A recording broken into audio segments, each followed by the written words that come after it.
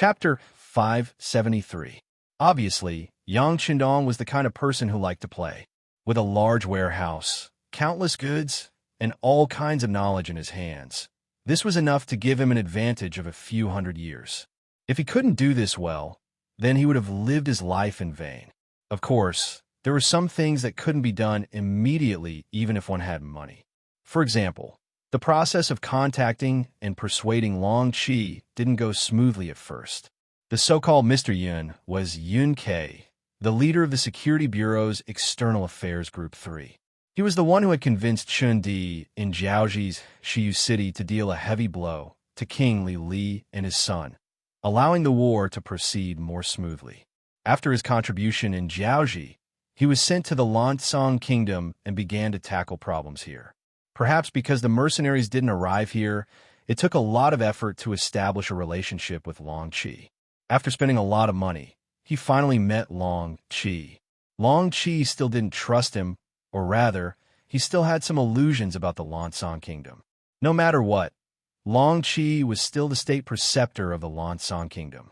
He was considered the role model and leader of the civil officials. For someone with such a high position and authority, it was extremely difficult for him to betray the Lancang Kingdom. Fortunately, Skylark was indeed capable. In order to meet Long Qi, he spent 1,000,000 taels of silver. Sure enough, for the sake of money, the two finally met in private. Needless to say, with Skylark's ability, it didn't take long for Long Qi to be moved, especially after he was promised that the Yang family's goods in the Lancang Kingdom would be given to the Long family to handle. Long Qi really couldn't refuse. But even so, Long Qi didn't agree immediately. Instead, he said that he needed to think about it. In fact, he wanted to investigate properly. Sure enough, after they met and parted ways, many people from a state preceptor's residence left the Lancang Kingdom and rushed to Jiaoji and Great Ming as merchants. It was also because the investigation needed time, and before the final decision was made, Long Qi couldn't say anything. This caused Yang to not receive accurate information in advance when the battle in Hanoi City broke out, causing the mercenaries to suffer some losses. Although the sixth young master did not blame Skylark for this matter, he still blamed himself, thinking that his intelligence work was not good enough. In order to make up for this mistake, he suddenly appeared in the Imperial Advisor's residence and stayed there as a guest. This was definitely a risky move. Long Qi didn't reject Skylark's sudden appearance. Instead, he got someone to arrange a house for him in the backyard. The state preceptor's plan was also very good. If the people who came back with good news, he naturally wouldn't mind having a good talk with Skylark. On the other hand, he could also capture this person and send him to the king to show his loyalty. The path of advancement and retreat were both beneficial to him, so he allowed Skylark to move in. In the span of 2 months, the people that were sent out returned one after another. The news that they brought back completely shocked State Preceptor Long Qi.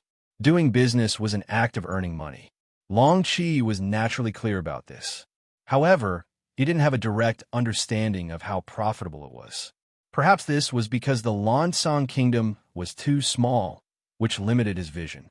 However, the people that were sent out reported that as long as a merchant was able to do business with the mercenaries, they could be described as earning a lot of money. They used the Chong clan of the Southern Ming Dynasty as an example. They were originally a business aristocratic family. Later on, because of their relationship with the mercenaries, they heard that the future head of the Chong clan was a student of the Duke of Loyalty and Courage. With this, they could obtain more novel goods and sell them to other merchants. With the cooperation of the Yang clan's bank, the people from a state preceptor's residence were lucky enough to see some of the account books. The figures obtained from them shocked Long Qi even more. Just the Chong clan alone could earn up to 500,000 taels of silver a month from doing business. This was also because they were in the Southern Ming Dynasty, where the business competition was very fierce. If they could make a net profit of 500,000 taels of silver a month, wouldn't that be 6,000,000 taels of silver a year? If the Long clan could also get a share of the profits, the Lancang Kingdom's spending power couldn't be considered small, and there wasn't that much competition. Wouldn't they be able to make a few million taels of silver a year? With the figures in front of him, Long Chi had no choice but to take action. The scales in his heart finally tilted. Under the temptation of huge profits, he finally made the final decision to agree to Yang's request for cooperation and betray the Lan Song Kingdom's interests. Not to mention whether the Lan Song Kingdom could withstand the attacks of the mercenaries. Even if it could, the foundation of the kingdom would be shaken. Even if he was the state preceptor, how much could he gain from this? Not to mention that his position as the state preceptor wasn't permanent. It was already lonely at the top, and there were many people secretly coveting this position. If he did something wrong, it was very likely that he would be consigned to eternal damnation. Then if the mercenaries won the war, where would he go? No matter how he looked at it, it was better to cooperate with the mercenaries. After all, the benefits were there, and he wouldn't lose it. As long as he had money, he could enjoy life. As for what would happen to the Lan Song Kingdom, it had nothing to do with him. He was just a subject, wasn't he? With a decision in his heart, Long Chi finally came to the backyard to meet the guest elder who had been his residence for 2 months. When he came, Young guessed that the other party had made up his mind and took out 1,000,000 taels of silver note, leaving the other party with no way out. Under the temptation of so much money, Long Chi indeed had no way out. Under the influence of greed, it was possible to do anything, not to mention the 3,000,000 taels of silver that would be given after the matter was completed. Long Chi was actually thinking about it. It was possible to do business, but one had to have the capital to do so. Even though he had been the state preceptor for a few years, in reality, there were too many people that he needed to feed. In terms of money, he had only accumulated a few 100,000 taels, and this was under the situation where he held great power. Now that he even had the capital to do business, he naturally wouldn't have any scruples. He told Yunk everything that happened in today's court meeting, as well as the few subordinates in charge of the war logistics looking for him. Very good. Yunk was very satisfied with Long Chi's attitude. Since the state preceptor has already expressed his stance, then we are all on the same side. The victory of the mercenaries is also our victory. For this kind of victory, I think we can have some ideas on the soldiers of the Lan Song Kingdom. As long as we can control their logistics, it will be a great achievement. And if we really do make a contribution in this matter, I can consider suggesting to the Duke of Loyalty to give the state preceptor more money as a reward. Hearing that there was a great reward, Long Chi's eyes almost narrowed into slits. In order to express his gratitude, he revealed another piece of information. Mr. Yin, my people have discovered that many of the Han people stationed in the Lan Song Kingdom are being gathered. As for what they are doing, I'm not too sure. Oh, there's such a thing? After hearing this, Young's expression became much more serious. Although he didn't understand the reason behind this, it wouldn't happen for no reason. It seemed that there was a need to report this matter to the 6th young master. 40,000 mercenaries took down Hepping Town in a single attack. The town walls weren't high to begin with. The enemy only had 3,000 people and 10,000 civilians. It was impossible to stop the mercenaries from advancing. After taking over the town, Yang Qindong entered the barracks of the Lan Song soldiers. Lung Feng's second commander Luo Pe, political commissar Kong Jie, third commander Wu Sheng, and political commissar Chun Bo all came to the 6th young master. 6th young master, in this battle, we have captured around 1,800 Lan Song soldiers. How should we deal with them? Should we send them back to Vietnam with the civilians and send them back to Ryukyu Island by sea? The political commissar of the 2nd Regiment, Kong Jie, asked. Things like this after a battle were usually handled by political cadres like them. Send the civilians back. There is no need for the soldiers. Kill them all. Yang Qindong was still looking at the sand table that Tiger's Mane had just made. He didn't even raise his head as he spoke. Kill them all? Kong Jie thought he heard wrong and asked again. Yes, kill them all. The martyrs of Hanoi City need an explanation from us. Since the Lan Song nation dare to find trouble with us, they should be prepared for our revenge. Yang Qindong raised his head as he spoke. Then his gaze swept across Luo Pe and the other 3. What? Do you have any questions? Being stared at by Yang Qindong, the 4 of them instantly felt pressured. However, The political commissar of the 2nd Regiment, Kong Jie, and the political commissar of the 3rd Regiment, Chun Bo, gritted their teeth and spoke out together. 6th Young Master, killing prisoners is not a good thing. Chun Bo was originally a military officer. Even now, he was still the battalion commander of the 2nd Battalion of the 3rd Regiment.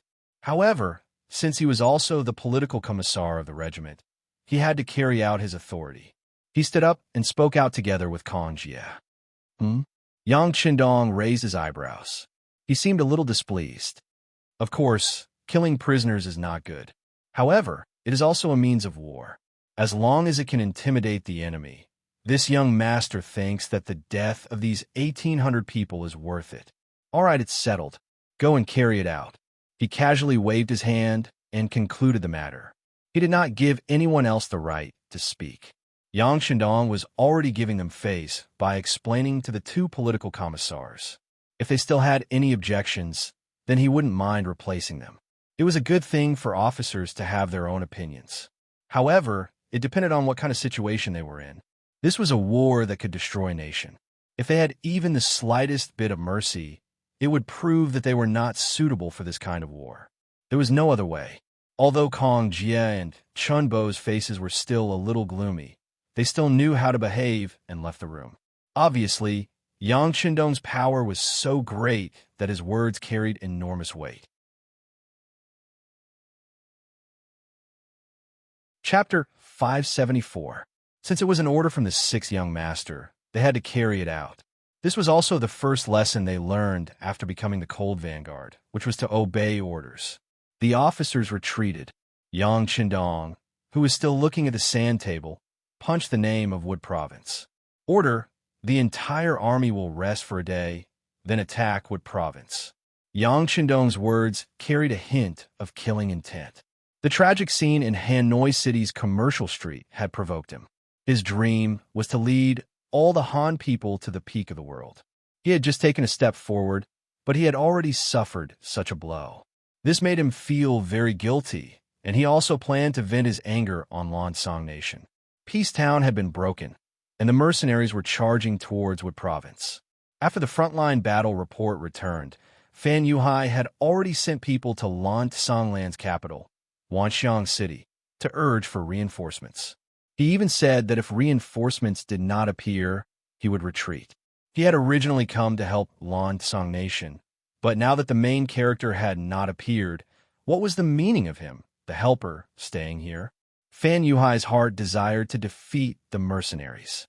In order to achieve this goal, he had made a lot of preparations this time. However, this did not stop him from scaring Lansong Nation. After all, the mercenaries were now in Lansong Nation's territory. By the time Fan Yuhai's men arrived at Wanxiang City, Sang Wenla had already led 100,000 soldiers out of the city. Since the king had already given the order, he naturally did not dare to delay. However, the required rations had not been gathered, and he could not possibly let the soldiers go to the battlefield on an empty stomach. Wasn't this?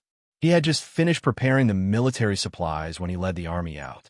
However, he did not know how terrible the rations that he had spent so much effort to obtain were. The rice was old, and it was the kind that had already started to rot and mold. The weapons were semi-finished products. They only looked in good shape, but when they were actually used, one would know how weak they were. Even the quality of the uniforms they wore was extremely poor.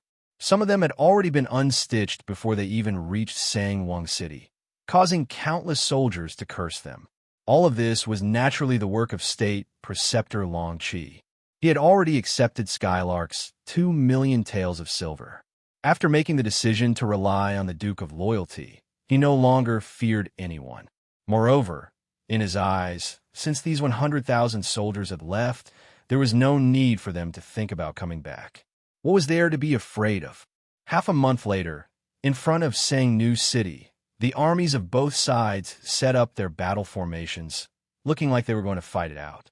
The attacking party consisted of more than 40,000 mercenaries. They left Hanoi, passed through Ing Brothel, took over Hepping Town, and took over Muzhou City. They came all the way to Sangnu City. From afar, the defending side seemed to have the advantage in numbers.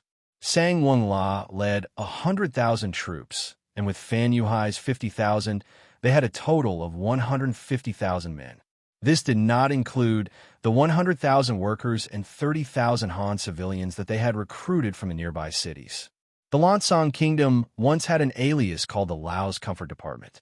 It was originally a province of the Great Ming Dynasty. However, because the Great Ming Dynasty had lost its rule over Jiaoji, and the originally powerful Great Ming Dynasty had split into two after the Tumu Rebellion, Jiaoji was naturally no longer under the Great Ming Dynasty's control. However, there were still some Han civilians within the Great Ming Dynasty. It was as if these 30,000 people were forcibly recruited from the nearby cities. Now, half of these Han civilians were pushed to the front of the battlefield. The remaining half were mixed in with the Lancang soldiers and Fan Yuhai's men. This was to prevent the mercenaries from firing cannons. Fan Yuhai had already experienced how advanced their cannons were during the Battle of Hanoi City. With that experience, he was fully prepared this time. The 30,000 Han civilians mixed in with the army were prepared to deal with the cannons. There were also 100,000 Lancang civilians. They had set up hundreds of catapults. In comparison, these catapults were very simple. Some were even built with rough wood, and the joints were connected with thick ropes. They could not be used for long, but when there were many of them, they were still quite powerful. This was the second method that Fan Yuhai had prepared. Since it was the second method, there should be a third. That's right, the third method was the 5,000 light cavalry. This was all that Fan Yuhai had. He had even taken out the 1,000,000 taels of silver that Bai Ming had given him. Only then could he have such a cavalry force that could charge and retreat quickly. Before the Ming Dynasty, the Mongols relied on their invincible war horses to kill their way into the Central Plains and establish the Yuan Dynasty. From this, one could see how strong cavalry was. Other than these three methods, Fan Yuhai had another trump card, which was Li Min and Shun Kuan. They were all experts in close combat and possessed decent martial arts. As long as they found the right opportunity, they would be able to sever the head of the Duke of Loyalty amidst the chaos. If they succeeded, the mercenaries would be defeated without a leader. At that time, he would lead his army and fight his way through, restoring the glory of Jiaoji and reliving the glory of the past. For this battle, Fan Yuhai had put in a lot of effort and made ample preparations. Right now, he was riding on a horse and mixed in with the cavalry. As he looked at the mercenaries in the distance, who had also set up their battle formation, a trace of a smile appeared at the corner of his eyes. He wanted to see how the Great Ming's loyal duke, who was rumored to care for the Han people, would break out of this situation. On the side of the mercenaries, when they saw many civilians in Han attire being pushed to the front of the troops by the enemy, some of the officers immediately felt a sense of helplessness. Those who were able to become mercenaries had all stayed in Qiqian City before. Naturally, they knew about the sixth young master's dream of reviving the Han people. This dream was not just for show. In the Battle of Jiaoji, the number of Han people saved had reached 80,000, and this number was still increasing as more cities surrendered. It could be said that the reason why the Cold Vanguard could be so united was because of the rising status of the Han people. Most of them were people who had suffered before, so they didn't want to see their children suffer again. Now that they had the chance to conquer a country for them and live a better life, how could they not give it their all? However, with so many of their compatriots standing in front of them and blocking their way, they felt like they had punched cotton, and it was very depressing. Through the binoculars, Yang Qindong saw the enemy's formation clearly, and a cold glint flashed his eyes. Forcing the people to fight was clearly a despicable act, and it was shameful for a real man. If such a thing happened in the future, it would definitely be opposed and reprimanded by all the countries in the world. However, it was only the 14th century now, and the slogan of human rights had not been used before. Even Yang Qindong himself did not know how many people he had built, so it would be ridiculous to talk about human rights at this time. It could be said that the war at this time was all about cruelty and unscrupulous means. Fan Yuhai's actions made some people curse him for not being a hero and not doing things in an open and above-board manner. There was really nothing else to say about it. Young master, Tiger's Mane stood at the side and shouted, not knowing what to do.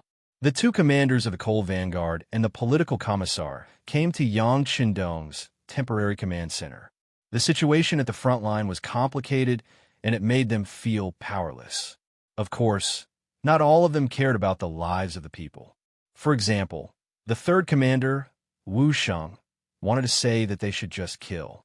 With the advanced cannons and continuous fire guns they had prepared, they only needed a fierce charge to suppress the enemy's morale, and there was hope for victory. Of course, this was only a thought in his mind, and Wu Sheng did not dare to say it out loud. He did not know what the sixth young master meant, and he dared to make such a statement. If he made him unhappy, his position as commander would be over. The four commanders were waiting for Yang Qindong's instructions. The command center was extremely quiet until Beta Persei shouted, "Not good, the enemy is moving, and they are slowly walking towards us." "What?" Luo Pa and the others exclaimed, and each of them looked at the battlefield through the binoculars on their chests.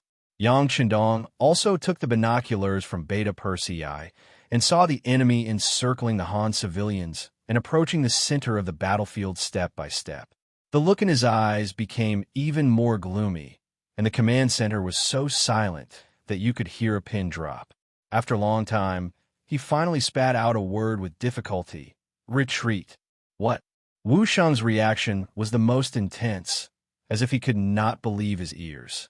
How could such a military order be given? "I said retreat. Everyone retreat." Yang Qindong was like an angry lion, and he roared at Wu Sheng. This time, everyone heard it clearly, and their bodies tensed up, and they immediately carried out their mission.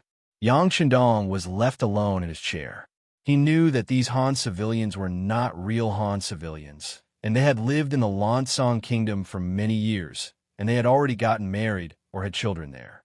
In their hearts, they had probably long forgotten about the Great Ming Dynasty. If these people died, then they died, and it was not considered a loss. However, in front of so many people, Yang Qindong had no choice but to give such a military order.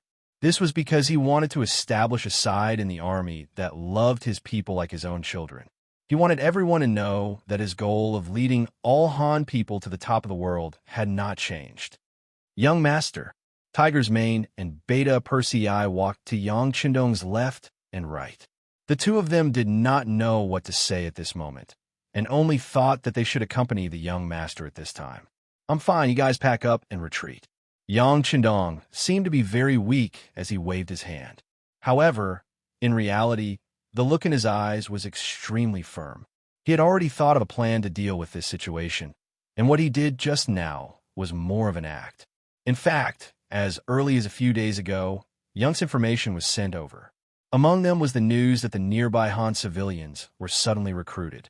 The moment he saw this news, Yang Qindong guessed in his mind what Fan Yuhai was going to do.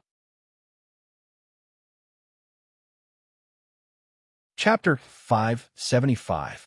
Using civilians as hostages. Perhaps the ancient people did not experience this many times. However, during the anti-Japanese era, this kind of thing happened countless times. However, this seemingly old-fashioned method was the most effective against those benevolent and righteous people.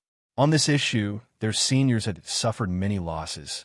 When they were studying in the military academy, the instructors had also brought up this problem.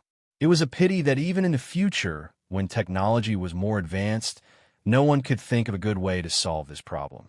Fortunately, the students back then knew the nobility of human rights. No matter who it was, if they wanted to use this method again, they would first have to endure great pressure. They did not think that they would encounter such a situation again. At that time, Yang Qindong had also thought of this problem, but it was just a thought. After that, he threw it to the back of his mind. After all, he also did not think that such a thing would happen to him. He was the most powerful Cold Vanguard, the king of soldiers. He was used to carry out dangerous missions, and not in this kind of conventional battle. The most hateful thing was that he actually had to face this problem now. For the past few days, Yang Qindong had been thinking about it, until last night, when he looked at the moon hanging high in the sky and the bright moonlight shone down on the earth. He finally made a decision. Although it was not the best method, at least it was passable and no one would criticize him.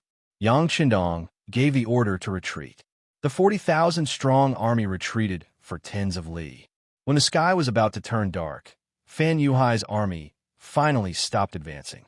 Then, everyone's face was filled with joy as they laughed heartily. They thought that they had finally found the soft rope of the mercenaries. If they had known that this method would be so effective, they would not have lost Jiaoji. Following the laughter, the 30,000 Han people were speechless and angry. Originally, they did not know what they were going to do here. However, after everything that happened today, they finally saw the truth. It turned out that they were going to be used as human shields. The anger in their hearts was as fierce as a tiger. No, it could only be said that they were like cats. In front of Fan Yuhai and the Lan Tsang Kingdom's army, who were many times more numerous than them, they did not dare to resist. All these years of living here had smoothed out the edges and corners of their struggles, making them accustomed to being oppressed and resigned to their fate. Of course, they were more worried that the Han army would suddenly launch an attack on them. If that was the case, the 10,000 Han soldiers at the front would undoubtedly be the first to be killed. Just like that, they were on tenterhooks for an entire day. Only when the sky had completely darkened did the Han citizens let out a sigh of relief. Although they did not know what would happen the next day, no matter what, they had managed to get through today's ordeal. Haha! As expected, these Han people are mercenaries. In the central tent, Sangwon LA's face was full of excitement. He sat on the big chair and drank wine. He felt incomparably carefree. Fan Yuhai was also very happy. Obviously, the feeling of having everything under control made him very comfortable. However, he was still a famous general, so he wouldn't easily show his arrogant side. Wasn't the mercenary army still there? To become a famous general, there were several requirements. For example, accurate judgment, fearless courage, the ability to control the entire situation, as well as a humble and cautious mentality. Fan Yuhai was undoubtedly qualified, but his years of cautiousness still made him say to Sang Wangla, "General Sang, it's too early to be happy. The mercenaries are only retreating. They have not been defeated by us." Looking at these mercenaries, their military discipline is indeed strict. Even when they were retreating, they were still in an orderly manner. They will not be easy to deal with. As for the 30,000 Vietnamese mercenaries, their morale is already starting to weaken. Why don't we attack them when we advance tomorrow? As long as these 30,000 people are defeated, it will definitely affect the main force of the mercenaries. At that time, our opportunity will be presented. Everything that happened today had already proven Fan Yuhai's ability. Sang Wenlan naturally believed in his words. He nodded. "Okay, tomorrow morning, we will plan properly. It's about time we take the initiative to attack." Previously, they did not attack because they were not sure if the Han citizens would be effective against the mercenaries. After all, this was an opponent that killed without batting an eyelid. Just the number of Jing Guan statues that they had created was unknown. But now that they had found their weakness, how could they not take advantage of it? Good. Tomorrow we will definitely defeat the mercenaries. Haha, let's drink. Fan Yuhai was in a good mood as he raised his wine glass high toward his ally. Cheers! Sang Wangla laughed loudly, showing the arrogant side of him when it came to drinking. The cold front had a strict discipline. During wartime, regardless of the reason, no one was allowed to drink. Because of this, they had even punished a few low-ranking officers. Those who were able to enter the cold front were all outstanding individuals. To become an officer, one had to put in a lot of effort and go through a lot of trials. Their family was extremely proud of having an officer in the cold front, but it was precisely because of drinking that they were taken away that they were wrongly accused. With such an example, even those who loved to drink could only suppress their desire for good food. There was no other choice. The treatment of the cold front was too good, and the halo that it gave off was too strong. No one was willing to voluntarily withdraw from such a team. At this moment, not only was no one in the cold front drinking, they were all sitting quietly. A strong sense of pressure was building up above their heads. For the first time, the incident during the day made them feel helpless. facing their own compatriots. Some of them even felt hatred in their hearts.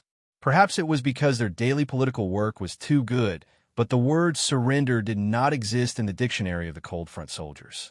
Even if they were the only ones left on the battlefield, they would still fight fiercely to show their existence. After all, if they became martyrs, their families would be respected and treated well. If they became captives, their families would not be able to raise their heads with them for the rest of their lives. Under this kind of ideological education, they looked down on those who were spineless, even if they were Han citizens. Just like the 10,000 Han citizens who walked in front of the enemy during the day.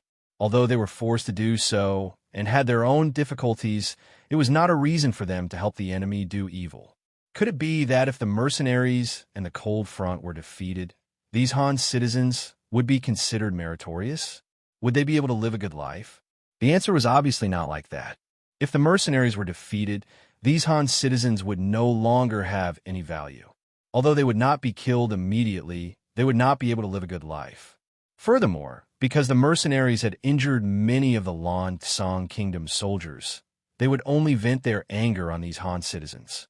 In other words, from the moment the mercenaries appeared on the land of the Lan Tsang Kingdom, these Han people only had two choices. One was to live in grievance. The other was to bravely stand up and resist. Perhaps they would die, but perhaps they would be able to completely change the trajectory of their lives. This principle could be seen by all the Cold Front soldiers, but these Han citizens did not seem to be able to see it. Perhaps it was because they were uneducated and did not know how to think, or perhaps they did not know what resistance was. They did not know how to rely on their own efforts to earn the respect of others, to obtain their own dignity. Or perhaps they did not even want to consider and face this problem. If that was the case, what was the difference between these people being alive and dead? For the sake of these people, they had no choice but to retreat. Who would feel good about it? If not for the strict discipline of the Cold Front soldiers, where obeying orders was the first thing they learned after joining the army, they would not have retreated step by step and revealed a trace of helplessness. However, the orders came from the 6th young master, so naturally, they could only obey. The Cold Front soldiers and the 20 auxiliary battalions ate dinner in such an atmosphere. After that, no one said a word, silently hugging their rifles and returning to their own barracks. The sky was already dark, but not a single soldier said that they were going to sleep. Under the suffocating state of mind, they probably would not be able to sleep even if they were asked to. Who knew if they would have nightmares when they finally fell asleep? No, we can't allow others to bully us like this. We must resist. Among the auxiliary soldiers, a company commander called Wang Yong suddenly broke the silence and stood up. Wang Yong's personality was straightforward. In order to avenge his family, he did not hesitate to enter the Cold Front soldiers' barracks under the guise of herding pigs and caused a huge ruckus. Fortunately, he was lucky enough to meet the 6th young master, Yang Chendong. After that, not only did he kill his enemy, Cheng Yuan, from the Huang bandit army, he was also assigned as a temporary auxiliary soldier. After experiencing more than a dozen battles, Wang Yong finally matured. Not only did he become an auxiliary soldier, but he also became a company commander of the auxiliary soldiers. With his personality, it was normal for him to suddenly stand up and express his unfairness at this time. Originally, everyone was very depressed. All they lacked was a fuse to ignite their emotions. Wang Yong's sudden appearance gave everyone an outlet to vent their emotions. Very quickly, he received the support of many officers. Everyone was holding a breath in their hearts, but they did not know what to do. Since someone said that it was unfair and wanted to ask the 6th young master for help, many officers stood up. At first, it was only Wang Yong's battalion. Soon, this atmosphere spread to the other battalions, and they received even more support. In the end, even the Cold Front soldiers joined in. Commander Wu Sheng became the leader of the crowd. He brought more than 50 officers of platoon rank and above to the temporary command center. "What are you all doing?" Looking at the sudden appearance of so many officers in such a menacing manner, the 1st and 2nd guards in charge of the arrangements became 100 times more alert. Some of the guards even unlocked the safety of their guns, as if they were ready to fire at any moment. Chapter 576. The captain of the first guard team, Xiao Vi, and the captain of the second guard team, Dao Xiao, were also holding their guns. Their eyes were filled with anger, especially when they looked at Wu Sheng, the leader of these officers. Their eyes were filled with murderous intent. Obviously, they thought that this was a mutiny and that Wu Sheng was the leader. Wu Sheng's face turned bitter when he noticed the two guard captains' murderous gazes. He would not dare to harm the sixth young master, even if he had 100 guts. He was here to ask for a battle. In order to avoid any misunderstandings, he and the other officers did not bring any weapons. Captains, you've misunderstood. We're here to request a battle. We're not here to harm the sixth young master. We don't have the guts to do that. In order to clear up the misunderstanding, Wu Sheng nervously explained. Xiao Vi and Dao Xiao did not listen to Wu Sheng's explanation. They only knew that these people had come to the sixth young master's tent without orders and had threatened the safety of the tent. They had to deal with these people according to their duties. Men, tie these people up. Once the two captains gave the order, 60 guards ran out from all corners and pounced on the 50-plus officers like ferocious tigers. These guards did not care what they were here for. Since their captains had given the order, they did not hold back. They used all their strength and pressed the officers who had come to ask for a battle to the ground. However, the officers didn't dare to resist. If they did, it would be no different from a rebellion. But the problem was, who dared to rebel against Yang Chendong? Soon, the 50 officers were restrained. Their hands were tied behind their backs and pressed to the ground. Some of the officers had to pay a price for this. For example, their mouths came into close contact with the ground, and they were already eating dirt. Wu Sheng was also held down. Perhaps because he was the captain and a fierce general, the number of people holding him down increased from 1 to 2. With the 8 captains, Jiang Yupeng, controlling him, he could not resist at all. We can't accept what you're doing. We want to see the sixth young master. Although he was restrained, his mouth wasn't sealed. Wu Sheng was still shouting and yelling. He was now the leader of Cold Front, and he was definitely one of the higher-ups of Cold Front. But now he was actually being pressed to the ground and eating dirt. How could he be willing? Hearing Wu Sheng shout, the other officers also shouted, looking like they would rather be beaten to death. Seal their mouths, Cho Wu said with a black face when he saw that he couldn't calm them down. He looked like he was about to sew Wu Sheng's and the others' mouths with a needle. Once the order was given, some members immediately went to find towels and other things to stuff their mouths with. This caused the officers to struggle even more. If they were really gagged, then wouldn't they really become rebellious officers who couldn't speak reason? What? Seeing that the situation was about to change if the officers resisted, the guards were about to be ruthless. Just as they were about to get injured, a voice shouted. Tiger's Mane, a senior colonel, appeared. There were only 3 senior colonels in the entire Yangtze army. They were the Army's division commander, Lung Song, and the Navy's division commander, Gao Xiong. The last one was Tiger's Mane. This also showed his lofty status and identity. As soon as Tiger's Mane appeared, 2 guard captains immediately walked up and said, Tiger's Mane, these officers came without orders. There's so many of them. We were afraid that there would be problems, so we took the initiative. No, we didn't even bring a single weapon. How could we have other thoughts? We just want to see the sixth young master. We want to fight. Wu Sheng, who was pinned down, forced his head up and looked at Tiger's Mane. At the same time, he looked at Ba Dao Jiang and Peng Yu with a warning gaze. It was as if he was saying, Brats, I'll remember you. Just wait and see how I'll deal with you later. Ba Dao Jiang and Peng Yu naturally didn't care about the threat in Wu Sheng's eyes. They were the sixth young master's guards. They already had a high status. Even if Lung Song and Gao Xiong were here, they didn't have the right to order them around. Enough. Tiger's Mane saw everything. His body shook and he shouted angrily, We're all brothers. Why are you using weapons? Let them go. Let them go. Tiger's Mane, there are more than 50 of them. Once, the second guard captain, Dao Xiao, said unwillingly, Once what? Or do you have no confidence in yourselves? Even 60 people with guns can't deal with 50 people. Listen to my order. Let them go. The sixth young master wants to see them.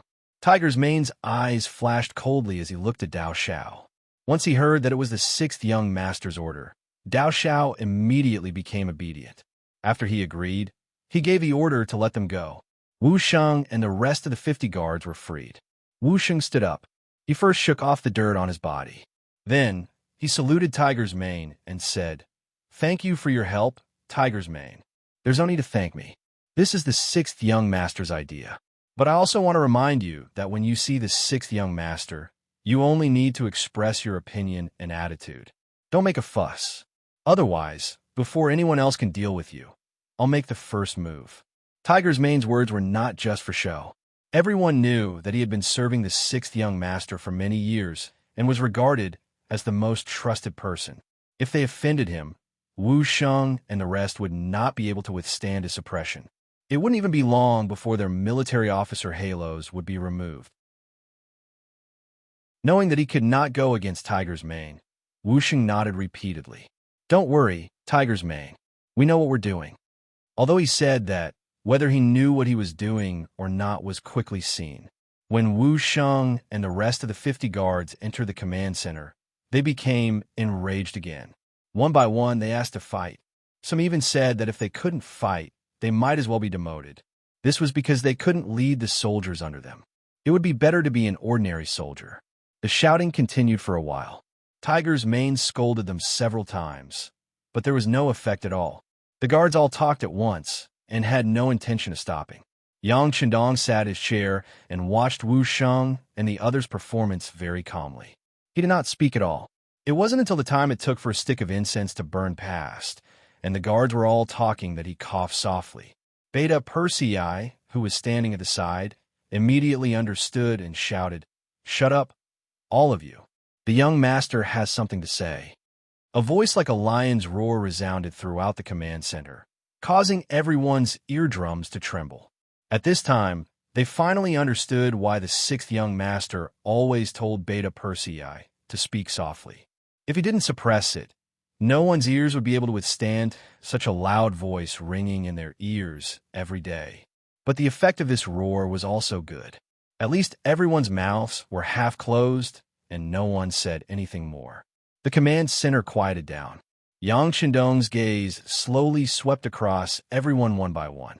Anyone who was stared at by his gaze would involuntarily lower their head, like a child who had made a mistake. "You want to ask for battle?" Yang Chendong finally asked the first question after an unknown amount of time. "Yes, sixth young master, we want to ask for battle." Wu Sheng's official position was the highest here, so naturally, he was the one who answered Yang Chendong's question. Yang Chendong wasn't surprised or angry that Wu Sheng stood up for him. Instead, he asked, "Then do you know that the enemy has placed our compatriots in the front line? If we attack, we might hurt them." Wu Sheng nodded. "We know." Wu Sheng answered happily. Obviously, he had already thought about the situation and problems he would face before he came. Thus, not only did he answer without hesitation, he also said the following words very smoothly. "But we also know that if we blindly retreat, it will not only harm our compatriots in front of us, but even our Han compatriots behind us will also be implicated. We can't lose the big picture for the small. Besides, what are you talking about?" Yang Chendong asked with interest when he saw Wu Sheng's hesitant look. "Besides," as if he had gathered his courage, Wu Sheng said with a resolute expression, "Besides, they're now being threatened by the enemy and have no intention of resisting." "Then they're not our compatriots, but the enemy's accomplices. Facing such people, we can't be soft-hearted." "Nonsense." Yang Chendong's originally amiable face suddenly turned cold, stopping Wu Sheng from saying what he wanted to say next. "Sixth young master." Wu Sheng wanted to continue speaking, but Tiger's Mane, who knew Yang Chendong very well, shouted loudly, "Listen to the young master. If you dare to speak nonsense again, I will lock you up." Putting aside the unpleasant feeling of being locked up, just the fact that they were facing a powerful enemy, if they were locked up, wouldn't they miss out on the big battle? Without a battle to fight, that was Wu Sheng's weakness. He quickly shut his mouth and did not dare to continue speaking. Wu Sheng didn't say anything, but Yang Qindong continued. Just because they were threatened by the enemy doesn't mean that we don't recognize them as our compatriots. In fact, they've suffered a lot over the years. They suffered a lot. The reason why we attacked the Lansong nation was not only to take revenge for provoking us, but also to save more Han people, so that they can live a better life like our family. Don't you think so? Yes, yes, the sixth young master is merciful. For the sake of the Han people, heaven and earth can be our witness. The group of officers said in unison. They weren't trying to flatter him, but they were thinking the same thing from the start. All right, since everyone agrees with my point of view, let's prepare for the army's retreat after daybreak. If there are no other questions, you can all go back. Yang Qindong waved his hand helplessly as if the matter had been settled.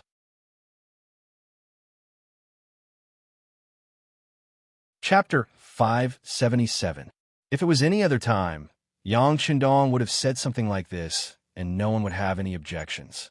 However, when they heard that there was still a retreat, the officers could not accept it. If they continued to retreat like this, when would there be an end?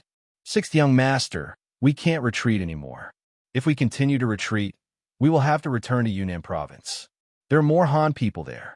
Once the war extends there, the losses will be even greater.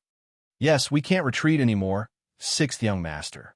It's not wrong for you to feel sorry for the Han people, but doing so will only allow the enemy to take a mile after taking an inch and hurt more people. We can't retreat. We have no way out. The officers all spoke at once. No matter what they said, there was only one conclusion, and that was that they could not retreat anymore. We really can't retreat anymore, sixth young master. Suddenly, a voice rang out from outside the command center. Following that, 2nd Regiment Commander Luo Per, Political Commissar Kong Jie, and 3rd Regiment Political Commissar Chun Bo strode into the command center. With such a huge commotion, how could the three of them not know? There was only one reason why they did not appear, and that was because they had the same thoughts as these officers. Since they had the same thoughts, why not let these people cause a ruckus? Perhaps there would be some good results. However, outside the tent, when they heard Yang Qindong say that they would continue to retreat, the three of them could not help but take the initiative to stand out. Another 3 regimental-level officers stood out.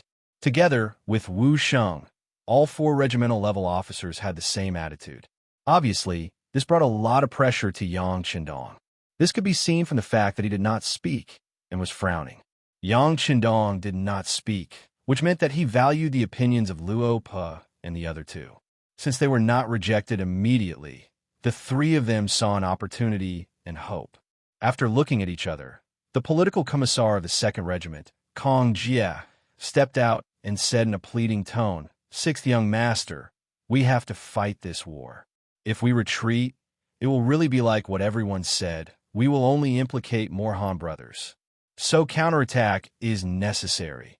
And as long as we handle it well, we should be able to reduce the number of casualties." What do you think? Yang Qindong looked at Kong Jie and asked. "Sixth young master, I think that when we start the attack, we can shout the slogan, tell the Han people to get down. If they do, our bullets will only sweep across them. That way, the possibility of hurting them will be minimized. Isn't that better?" Kong Jie said his idea in one breath. From this point, it could be seen that his idea was not a sudden one, but an answer that he had thought about for a long time. Yang Qindong praised the other party's method in his heart. It seemed that this was the only way. However, on the surface, he still looked contemplative and doubtful. If that's the case, our cannons won't be able to exert their advantage. Can we defeat hundreds of thousands of enemies? That's not a problem. I promise that we officers will charge at the front line and set an example to all the soldiers. As long as we charge fiercely and fast enough, and don't give the enemy a chance to counterattack, even without the support of cannons, we can still win the battle. Wu Sheng finally had a chance to speak again. He said excitedly and patted his chest as if he was giving a military order. With Wu Sheng taking the lead, the other officers also followed suit. One by one, they patted their chests and made a promise. At this moment, the morale of the soldiers was high and strong. Yang Qindong also knew that it was time to make a decision. He had been waiting for this moment. Good. Meng suddenly stood up from his chair. Since everyone is so confident, what you said is also very reasonable. Then I order everyone to go down and prepare. After 2 hours, we will launch a fierce attack. But you must remember what you said and do your best to ensure the safety of our fellow Han people. Yes. The 60 officers saluted together. At this moment, they were all extremely excited. This was a battle that they had taken the initiative to ask for. They would definitely give it their all and not let the 6th young master look down on them. However, they did not know that this was all arranged by Yang Qindong. During the day, no one noticed the sudden meeting between Tiger's Mane and Wang Yong. The process was simple. Tiger's Mane used his status to ask Wang Yong for help and mobilized more officers to persuade the 6th young master. As for whether this was Tiger's Mane's request or Yang Qindong's own idea, only the master and servant knew. The petition finally ended with the satisfaction of all the officers. The next step was to prepare for the battle. There were 2 reasons for choosing to fight at night.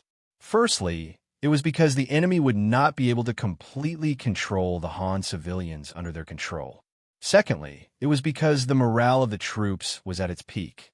If they did not make use of this opportunity, it would inevitably be discouraged during the day. This would directly affect their fighting strength. As for how effective it would be to shout slogans to get the Han people to kneel down and cooperate with them, no one could predict. There should be some effect, but it was impossible to not kill a single Han person. The petitioning officers returned to their respective barracks. Then, they recounted the scene of their encounter with the 6th young master to everyone with exaggerated details, causing many people to be extremely excited. This was a battle opportunity that they had taken the initiative to ask for. Of course, they had to perform well. Otherwise, not only would they fail to live up to the trust that the 6th young master had placed in them, they would also be punished for it. Even if it was for their own future, they had to perform well this time. The fighting spirit of the officers was roused.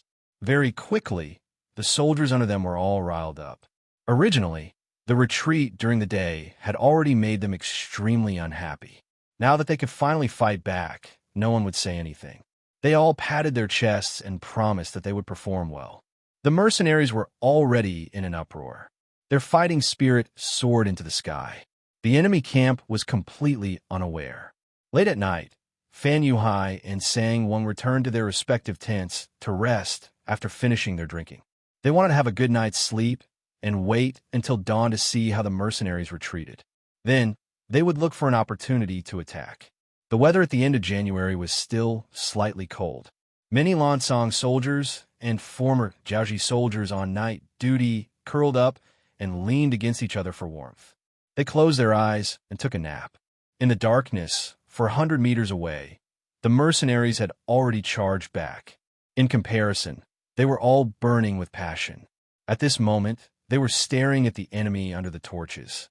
As soon as the order to attack was given, the entire army would charge out. In order to better complete this mission, the 2 main regiments of the Cold Front and 20 auxiliary battalions were all mobilized. A total of over 10,000 people wielded the 95 style or 81 rifles. They looked like ferocious tigers descending from the mountains. Behind them were 30,000 Vietnamese mercenaries, led by General Hong Jin. They were all waiting for the battle to begin. Pass down the order. Later on, everyone will perform well. Do not fall behind the mercenaries. Chop off the enemy's doghead. Hong Jin was also holding back his anger as he spoke. He could already feel the anger in the 6th young master's heart. When his master was angry as a dog, he naturally had to take a bite out of the enemy. It was not only to show his ability, but also to show his loyalty. He would definitely not let go of such an opportunity. The hands on the watch moved up and down. When it was 1 a.m., Luo, the regimental commander of the 2nd Regiment, and Wu Sheng, the regimental commander of the 3rd Regiment, stood up almost at the same time and roared, "Charge!" Then, thousands of soldiers and horses started to move at a high speed. More than 40,000 people roared in unison. Their footsteps landed on the ground, causing the earth to tremble at this moment. The moon hanging high in the sky also drilled into the clouds at this moment. It seemed to be afraid, or perhaps it could not bear to see the massacre happen. "What's going on?" A sudden roar rang out, causing the enemy soldiers 400 meters away to wake up from their daze. However, before they could react, more and more enemies appeared in their line of sight. Following that, thousands of gunshots rang out. The first wave of 500 enemies did not even have the time to dodge. They were shot and killed one by one, turning into corpses. It was only a distance of 400 meters, and the cold front and auxiliary soldiers were sprinting forward. In just a minute, they had killed their way into the enemy's camp. Following the battle cries, another clear voice rang out. "All the Hans can be spared if you kneel on the ground. Those who stand will be killed without mercy." The voice rang out again and again, causing the entire camp to be able to hear it. When the 30,000 Han civilians heard this, they first panicked. Then, the first smart person took the lead and fell to the ground. Out of instinct, the others followed suit and fell to the ground. Although they didn't know what the result would be, they didn't know what else they could do at this moment. Bastards, how dare they? The Duke of Loyalty and Courage is truly despicable. Fan Yuhai's tent was filled with cries. When he heard the battle cries outside, he knew that something was wrong. His first reaction was that Yang Qindong did not care about the lives of the Hans. Otherwise, why would he have the guts to attack? He said that he wanted to save the Hans, but that was just a slogan to show his benevolence. Otherwise, why would he have the courage to start a war? Fan Yuhai kept talking about other people's faults. He didn't even think about it. Was his way of doing things open and above board? In a battle between two armies, he did not think about how to defeat the enemy head-on. Instead, he thought about using despicable methods. He was no longer worthy of being called a famous general.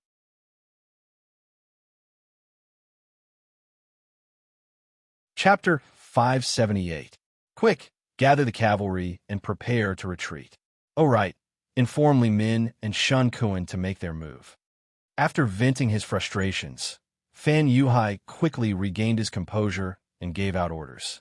The attack of the mercenaries was too sudden, to the point that he did not have the time to prepare properly. Based on his intuition, the outcome of this battle was already decided. Since they were going to lose, then the most important thing was to preserve their strength. The other troops could be abandoned, but the 5,000 cavalrymen could not be left here. With the speed of their war horses, they could definitely retreat safely. Under Fan Yuhai's orders, the 5,000 cavalrymen quickly gathered and protected Fan Yuhai as they left the camp. They did not even turn back to Sangnu City, but turned and fled in another direction. It was obvious that he knew his place. He knew that a single city would not be able to stop the powerful mercenaries. At the moment when he led the cavalrymen to retreat, over 100 figures headed in the opposite direction. The leaders were Li Min and Shun Kun.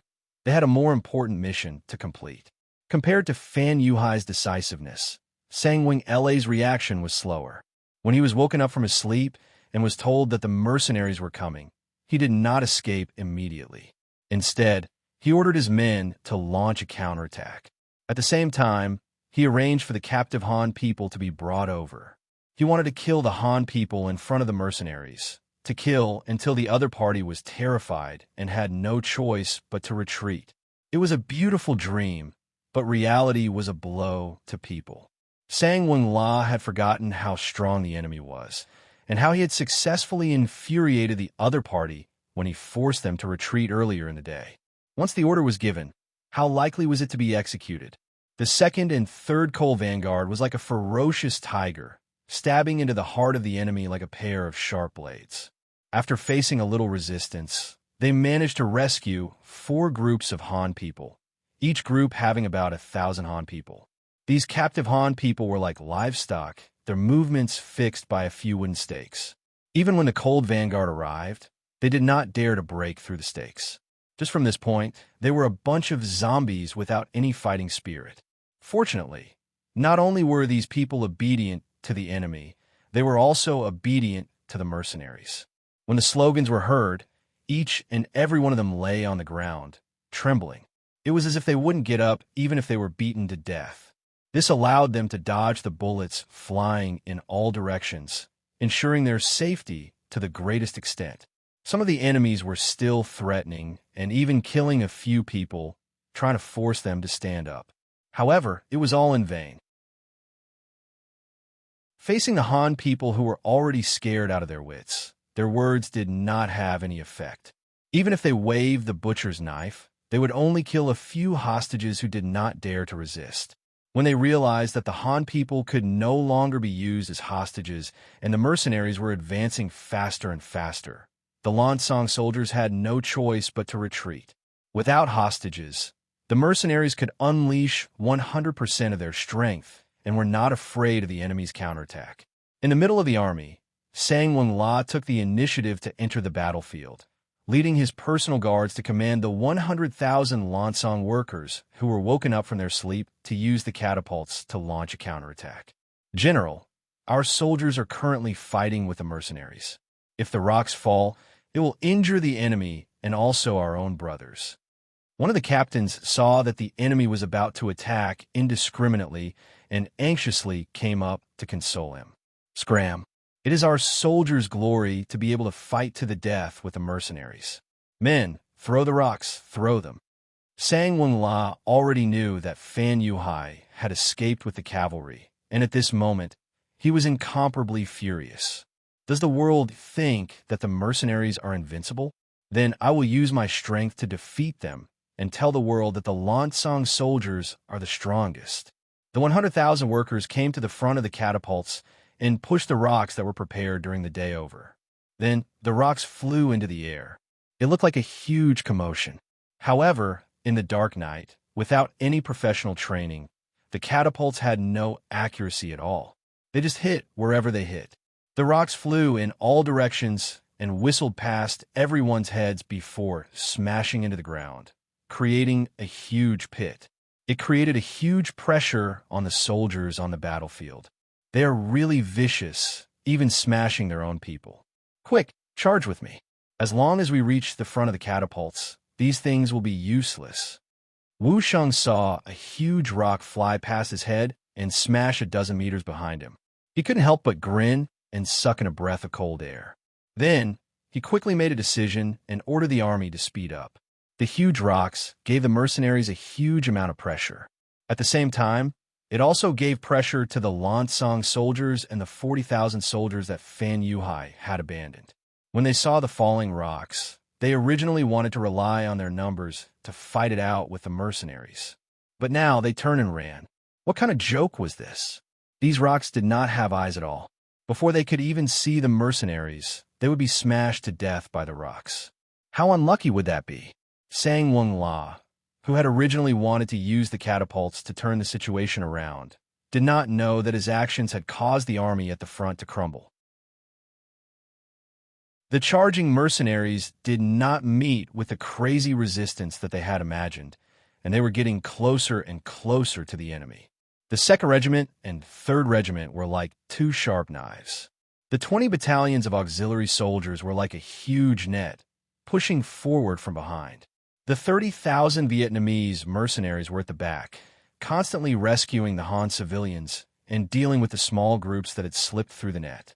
At this point, it was worth mentioning that the 2 million silvers were not spent in vain. Under the instructions of Grand Tutor Long Chi, although they managed to obtain the Lansang weapons, they were only half-finished products. When they encountered the incoming Vietnamese mercenaries, they got into formation and engaged in battle.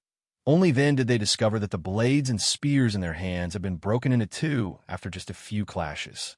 The weakness of their weapons dealt a heavy blow to the Lansang soldiers. How could they be a match for steel blades and spears with their bare hands? Thus, many of the Lansang soldiers died with hatred. They did not lose in terms of battle strength, nor did they lose in terms of courage. Instead, they lost in terms of logistics. The speed of the 2 cold vanguard regiments was too fast. Everyone seemed to be holding their breaths as they advanced at lightning speed. Whenever they met with resistance, they would open fire without hesitation, not giving the enemy a chance to get close. In just an hour, they had broken through the front line and arrived at the center of the camp.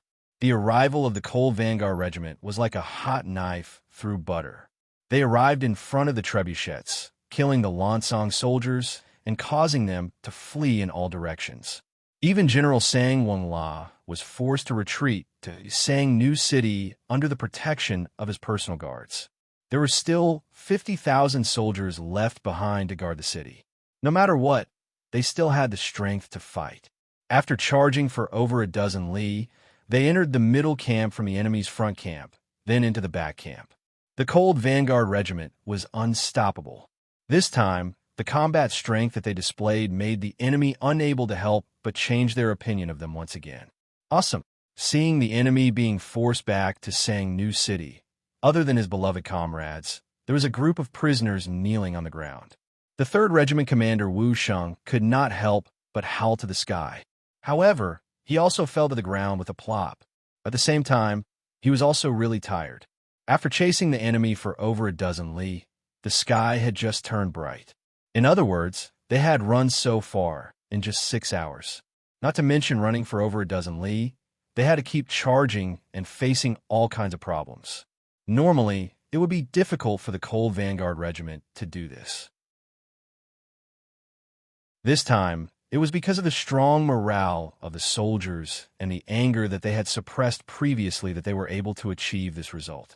Commander Wu Sheng did not know that all of this was within Yang Qindong's calculations. He knew better than anyone else whether the Han civilians would appear or not. Thus, he had no choice but to retreat during the day and suddenly charge back at night. The officers requesting to fight was also part of his plan. This way, not only could he offset the fact that the enemy had hostages, he could also stimulate the fighting spirit of the outstanding soldiers. It was truly killing 2 birds with 1 stone. No, it should be killing 3 birds with 1 stone. Because these officers were the ones who requested to fight first, he reluctantly agreed to send out troops. This way, even if there were more casualties among the Han hostages, no one would blame him. This was the unanimous opinion of all the officers, and he was just pushing the boat along. Perhaps some people would think that this was the mentality of a careerist. But since ancient times, how could there be no casualties? War was never a case of you advancing and I retreating, and I advancing and you retreating. There would always be all kinds of benefits and problems. For example, the 36 stratagems of the art of war, a battle of wills and courage, you plotting against me, and I plotting against you. On the other hand, history was always written by the victors. No matter how well you did things, once you lost, it was inevitable that others would say that you were pedantic. On the other hand, as long as you did not use 2 heaven-defying methods to win, others would say that you were wise, smart, or even great. This was history. This was the so-called true history that future generations could see. And right now, Yang Qindong had won. He was undoubtedly great, but what others did not know was that this great person was currently experiencing a life and death crisis. Li Min, Shun Kuan. One was the adopted son of the former king of Jiaoji. The other was a high-level assassin sent by Baiming. Originally, these 2 people had nothing to do with each other. Even their lifelines would not be tangled in the slightest. However, because of a common goal, they actually joined forces, and that goal was to kill Yang Qindong.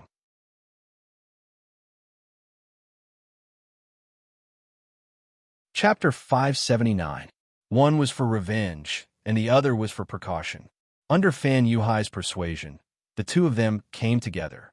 Then, they each led their men who had been trained for many years. When the mercenaries launched an all-out attack in the middle of the night, they bypassed the main army and quietly headed to the rear, where Yang Qindong might be hiding. In this battle, in order to achieve the goal of severely injuring the Lansang soldiers and the Jiaoji remnants in one fell swoop, Yang Qindong sent out all his men. Not only did he send out the 2 main regiments, 20 auxiliary battalions, 30,000 Vietnamese mercenaries, even the Wolf Fong Special Forces and the Ghost Sniper team, who were hidden in the dark, were all sent out. It was just to increase the bargaining chip and obtain a greater victory. In this way, Yang Shandong's security force was only left with 60 members of the 1st and 2nd Guard squads. But even so, no one felt that there was any problem.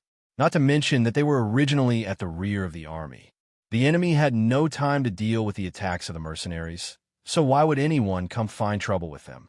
With the presence of the 1st and 2nd Guard squads, who could rush into the headquarters and hurt Yang Shandong, no one had such strength.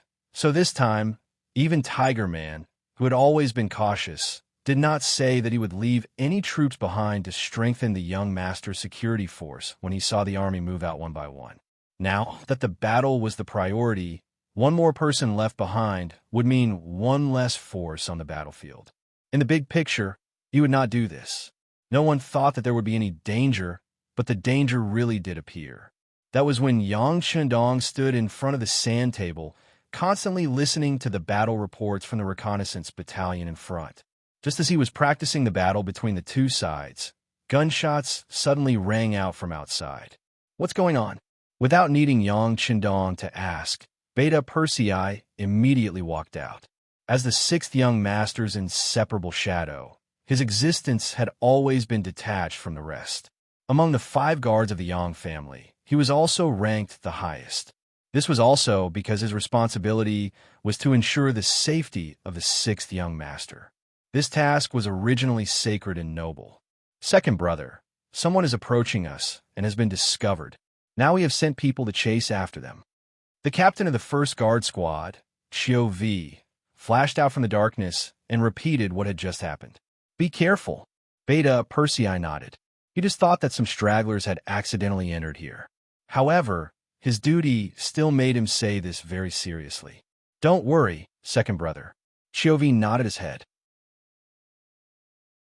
Although he was a little older than Beta Persei, in terms of duty, especially in the heart of the 6th young master, he was obviously not as important as Beta Persei. It was not a loss to call him second brother. Beta Persei returned to the command center. When he saw Tiger's Mane's questioning gaze, he gently shook his head, indicating that it was not a big deal. After Tiger's Mane gave him a reassuring look, he followed behind Yang Shandong and inserted flags everywhere on the sand table. Bang, bang, bang. Several gunshots rang out again. This time, the sound seemed to be a little clearer. Beta Persei's figure flashed out again, but not long after, he walked back. There were still small groups of enemies appearing, but it was not a big deal. Tiger's Mane continued to assist the 6th young master in completing the military situation analysis on the sand table, but then the 3rd wave of gunshots rang out. This time, without waiting for Beta Persei to rush out of the command center, Tiger's Mane was the first to walk out. If the first time was a coincidence, the second time was an accident, then what was the 3rd time? If it was too much of a coincidence, then it was not a coincidence. Someone had done on purpose. Soon, Tiger's Mane walked back to the command center, but at this moment his face was not looking good. When he noticed that Yang Shandong was looking at him, he knew that he had to tell the truth. He lowered his head and said, Young master, some unknown enemies suddenly appeared outside. They're like ghosts. They come and go without a trace. 3 of our team members have been injured. Injured? Did you catch the culprit? Yang Shandong was surprised when he heard this. He was well aware of the strength of the guard squad. Putting aside the fact that their training requirements were already higher than the most elite of the cold front, just the sparring sessions with him had already shown how much they had improved. For someone to be able to injure them, and even injure 3 of them in one go, it was only natural that they would be shocked. Tiger's Mane, who was questioned by Yang Shandong, looked a little bitter. After a moment of hesitation, he replied, Our brothers are incompetent. We didn't catch the culprit. They were too fast, and the team members didn't dare to chase after them. They were afraid that they would be lured away. We didn't catch them. This time, Yang Shandong raised his eyebrows, but soon he laughed out loud. Interesting, interesting. It seems that this is a force to be reckoned with. What about the young master? Although Yang Shandong was laughing, Tiger's Mane knew that he was laughing out of anger. How could the master laugh happily when his team members were injured? What do we do? Of course, we hit them. We can't let them act tough in front of us. How about this, if they come again, let the team members chase after them. They can hide for a while in the dark, but I don't believe that they can hide forever. If you see any suspicious targets, shoot. Don't be afraid of wasting bullets, Yang Qindong said fiercely. His smile had long since disappeared. Yes, Tiger's Mane naturally wouldn't disobey Yang Qindong's suggestion. However, there was still a problem, so he asked, "Young master, how many people should we send out at once?" "Let's send out the entire second guard team first," Yang Qindong replied after pondering for a moment. If he sent out too few people, he was afraid that they would fall into the enemy's ambush. The gains would not make up for the losses. The entire second squad had 30 people, and they were used to cooperating with each other. Even if they faced enemies 10 times more than them, there wouldn't be any problems. With the advantage of guns, they could still retreat if they couldn't win. As soon as he heard that the entire second squad would be sent out, Tiger's Mane hesitated for a moment and said, "Young master, isn't it too much?" "Not much, not much. The first time we send out the second squad, if there are still people coming, it proves that the enemy's strength and numbers won't be too small. Then, we'll send out the first squad as well." After saying this, Yang Qindong glanced at Tiger's Mane and Beta Persei. He wanted to send out the two of them as well. After all, the enemy's goal must be to target him, and if there wasn't a good enough opportunity, they wouldn't easily appear. Therefore, it was best not to leave anyone around him to ensure that he could lure out the killer. However, he also knew that even if he said so, the two of them would not agree. Other things could be discussed, but when it came to their own safety, they would not execute it even if they were beaten to death. Being able to withdraw the two guard squads was already the biggest concession they could make. Tiger's Mane didn't know that Yang Qindong wanted to send him out, because even if the first guard team was sent out, he would have already jumped to his feet. No, absolutely not. Looking at Tiger's Mane's desperate look, Yang Qindong was moved, but he pretended to be angry and said, "What? You're the young master, and I'm the young master. If I say it's okay, then it's okay. Beta Persei, beat him up." "Okay." Beta Persei naturally followed Yang Qindong's lead. As long as it was the young master's order, he would completely carry it out, never caring whether it was right or wrong. Therefore, at this moment, he smiled and clenched his fists. There was a creaking sound as he stretched his muscles and bones. Tiger's Mane's strength was originally on par with Beta Persei. One was agile, and the other was strong. However, Beta Persei's fists were really not to be trifled with. Once he got hit, it would definitely not feel good. Unless it was a battle of life and death, Tiger's Mane would usually be at a disadvantage in a contest like this. The enemy was right beside him, and no one knew what would happen next. If he was injured at this time, it might delay the important matters. A wise man knows when to retreat. For the sake of the overall situation, Tiger's Mane finally chose to give in. Okay, don't do it. I'll listen to your orders." "Okay, Beta Persei, I'll spare him this time." "Humph. Luckily you know what's good for you. Otherwise, I would have sent you out too," Yang Qindong said. After he said this, he could see Tiger's Mane's unyielding expression. Obviously, sending out the first guard team was already his limit. Unless he was killed, he would never agree to transfer him out too. Although he had now agreed to Yang Qindong's request, Tiger's Mane still had hope in his heart. Perhaps sending out the second guard team would be enough, and the enemy would not come again. Such thoughts were destined to be disappointed. Just 10 minutes after the second guard team was sent out, gunshots were heard again. The enemies hiding in the dark had made their move again, and there were quite a few of them. As Yang Qindong said before, they saw the hope of luring the tiger away from the mountain. This time, they should have put in a lot of effort. "Young master, please reconsider." Tiger's Mane, who was in the command center, did not immediately execute the order. Instead, he still held a glimmer of hope as he spoke to Yang Qindong. "Go, follow the order just now." Yang Qindong waved his hand casually. This time, the enemy's target was obviously him. Although it was said that as long as he could restrain his temper, it would be very difficult for the enemy to kill him. However, he did not like the feeling of being on guard against the enemy at all times. He preferred to take the initiative to attack and strangle all dangers in the cradle. Since the other party was determined to kill him, He would fulfill the other party's wish and send everyone out to lure them out. Sigh. With a sigh, Tiger's mane knew that the result could not be changed. He could only reluctantly walk out of the command center. At this moment, Yang Qindong's voice came from behind him. Don't play tricks. Otherwise, even if you can fool the young master, you won't be able to fool the enemy. You understand?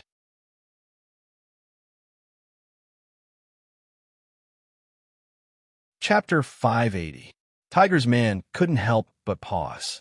Originally, he wanted to leave some people behind in the dark, although he believed that with just him and Beta Persei around, no matter how many people came, it would be difficult to get past them and reach the young master.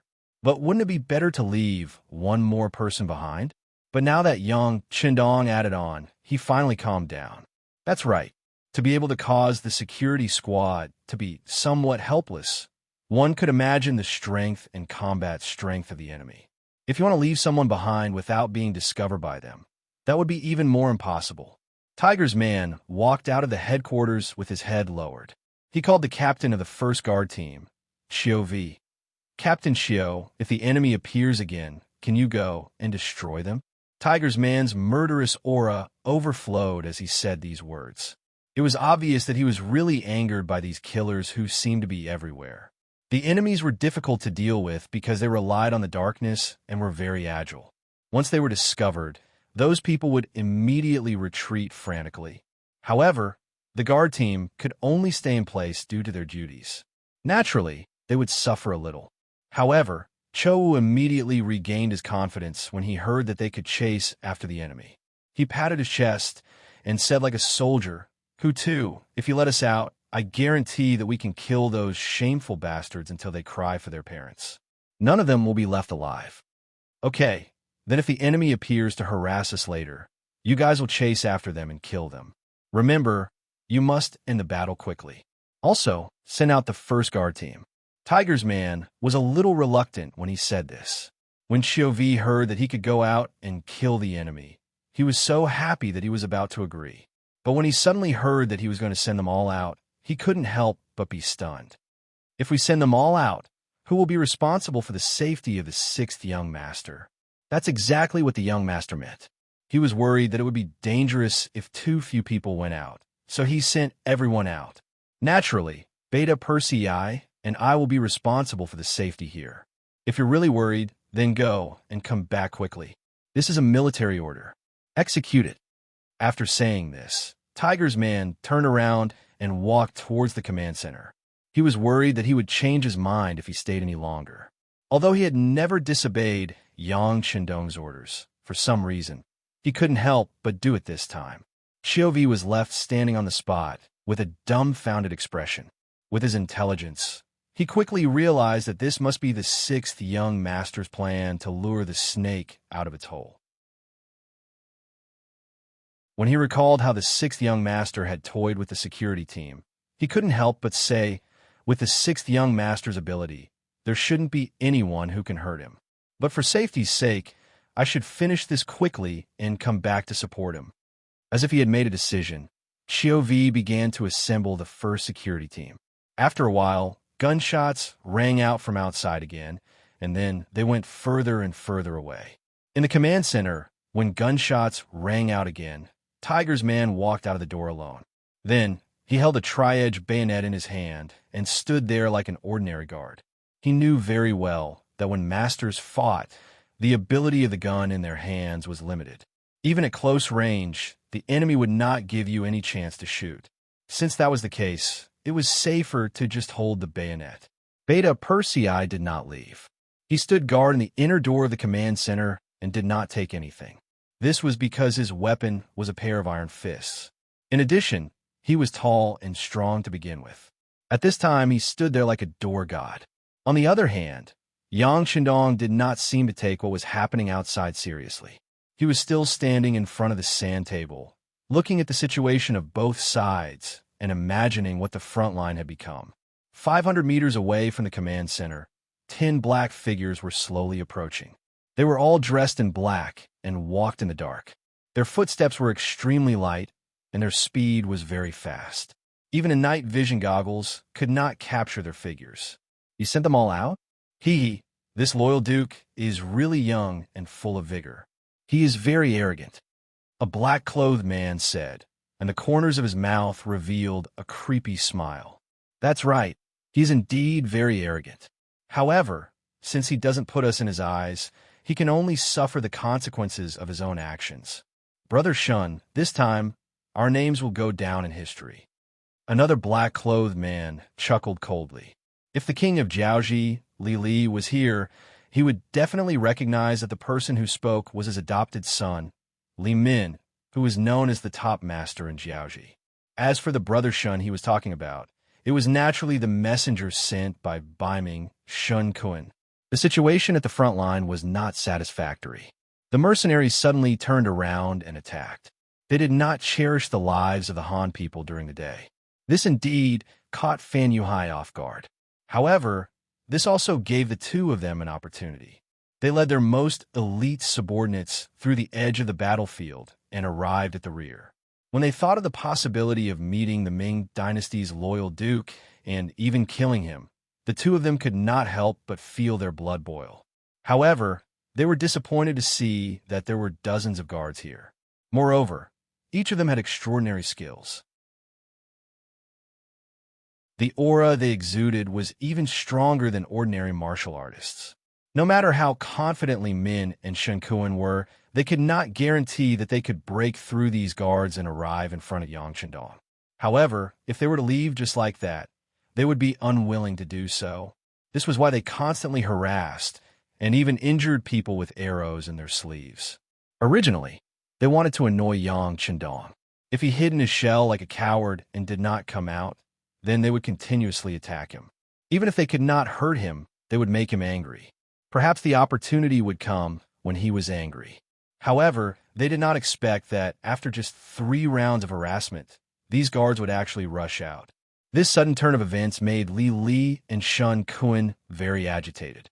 They tried to send a group of people to lure these guards further and further away, and then send a second group of people to test the waters. Sure enough, these guards rushed out again. They counted a total of 60 people. In other words, the loyal duke should not have any forces around him. So, it was time for them to make a move. This was definitely an opportunity, although it looked more like a trap. But no matter what, they had to take a gamble, because if they did not gamble now, they were afraid that it would be very difficult to find such an opportunity in the future. So they appeared. After leaving more than a dozen people in the periphery responsible for restraining the guards who might come back at any time, each of them took 4 of their most elite subordinates and appeared. "All of you, listen carefully. In a while, we will attack with all our might. We don't need to kill the enemy immediately. Just keep the 2 of them occupied. We don't have much time." Those brothers lured the guards away with the determination to die. "At most, we have a time for an incense stick to burn.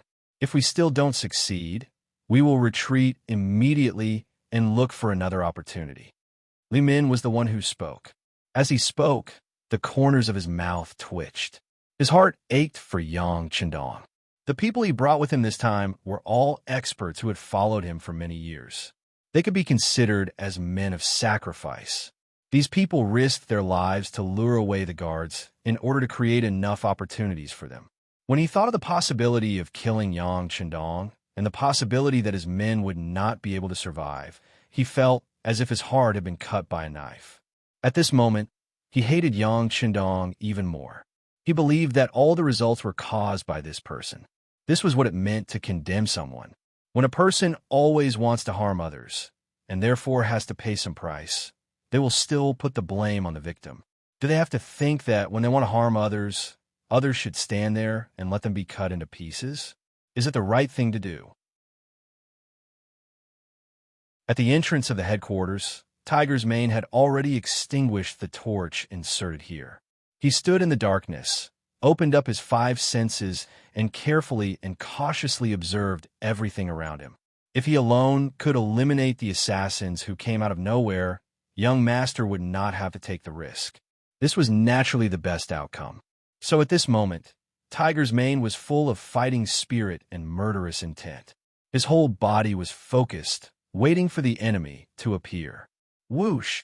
A small arrow suddenly shot out from the darkness, aiming at the position where Tiger's mane was standing. In the darkness, the direction of the arrow could not be seen at all. Only a murderous aura appeared in the air.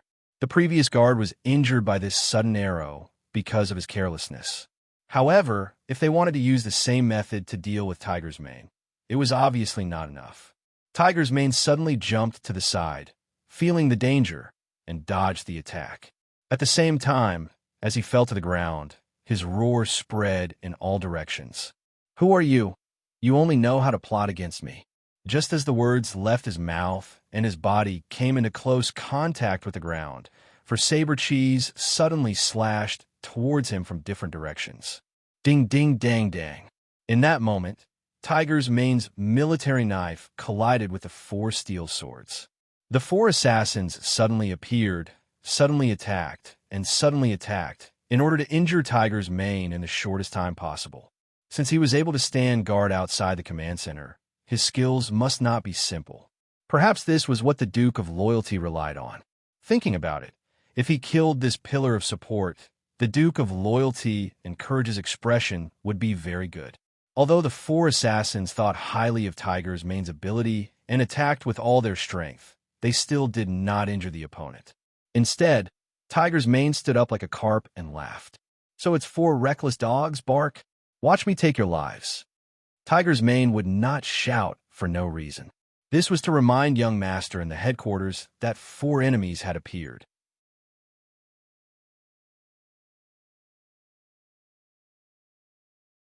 Chapter 581. The military knife in his hand shone with a cold light. In an extremely short period of time, Hu Mang had exchanged more than 10 blows with the 4 of them. He had also slowly changed from his initial arrogance to defense.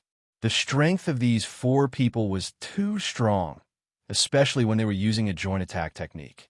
When the 2 of them worked together, they were able to exert a combat power that was several times higher than their own strength. If it was one-on-one, Tiger's mane was confident that he could take down any one of them within 10 moves. However, in the face of joint attack technique and 4 opponents at that, he was a little overwhelmed and had no choice but to switch from attacking to defending. In the command center, the sound of weapons colliding could be heard from outside. Beta Persei, who was standing there, felt his heart throb. Obviously, he was affected by the murderous aura outside and could not help but feel his hands and feet itch. "Go, help Tiger's mane. I can feel that the people who are coming are not weak." Yang Qindong finally stopped looking at the sand table and said to Beta Persei very seriously, "Young master, I have to protect your safety." Beta Persei also knew the urgency of the situation and even knew what his mission was. This was one of the rare occasions when Beta Persei obeyed orders and did not carry out them. He looked at Yang Qindong with amusement. "Well, don't you know the strength of a young master? You have to have confidence in your young master. Go." Yang Qindong chuckled. Oh, it was unknown if Yang Qindong's smile had infected Beta Persei, or if he really had great confidence in the strength of the young master. After agreeing, Beta Persei pulled open the curtain of the command center and rushed out. "Tiger's mane, you're too weak. Let me help you. Get lost. Go back and protect the young master. You're not needed here." Even though Tiger's mane had already been forced back a few steps, his voice still rang out like a roar. Unfortunately, Beta Persei came under the orders of the 6th young master. How could he care about Tiger's mane?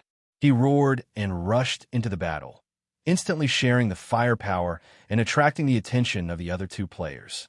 Because of this, Tiger's mane's pressure was reduced. Finally, he no longer had to retreat and defend passively. He could now consider counterattacking and killing the enemy. However, before they could start their counterattack, another 4 shadowy figures jumped out and surrounded them. There were a total of 8 of them, and this was the last of Shun Kuin's strength. With another 4 people joining in, it was now 2 against 8. Naturally, the pressure was not small. Fortunately, Tiger's mane and Beta Persei often worked together over the years, especially when dealing with Yang Qindong. They had formed a tacit understanding.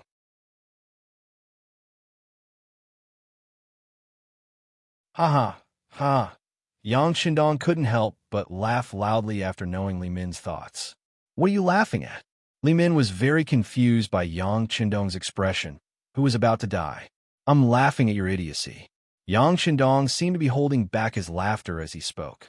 Then his expression suddenly turned serious, and he said in a questioning tone with a trace of pressure, "You're just an assassin who can't see the light of day. Why do you have to order me, a duke of the Great Ming dynasty? Do you have the right?" With a loud shout, Li Min involuntarily took 3 steps back before coming to a stop. Then, her face was filled with anger and murderous intent. He was the #1 expert of the Jiaoji kingdom, but he actually took 3 steps back because of Li Min's angry shout. If this spread out, wouldn't he be laughed at by others? At this moment, his killing intent when he looked at Yang Qindong was even stronger. "Good, you dare to laugh at me. I hope you can still maintain this backbone and be so stubborn when I capture you." Bullshit expert. You only know how to talk. If you want to fight, then come. Yang Qindong's face didn't have the slightest trace of fear. If it wasn't because he wanted to know who wanted to deal with him, if it wasn't because he didn't want to be on the lookout for thieves every day, did these 2 people think they could meet him? Did they really think that he was some kind of powerful figure? Li Min was infuriated by Li Min's disdain. His gaze turned cold, and he opened his mouth to spit out the word kill. Another person was even faster than him and rushed towards Yang Qindong. He was Shun Kuan. Since his identity had been exposed, he had to kill Yang Qindong today.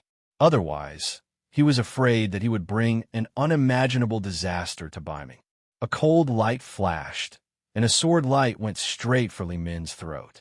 As expected of the nickname of the 13 Swords, Shun Kuan used a killing move as soon as he attacked. He didn't have the intention to hold Li Min hostage.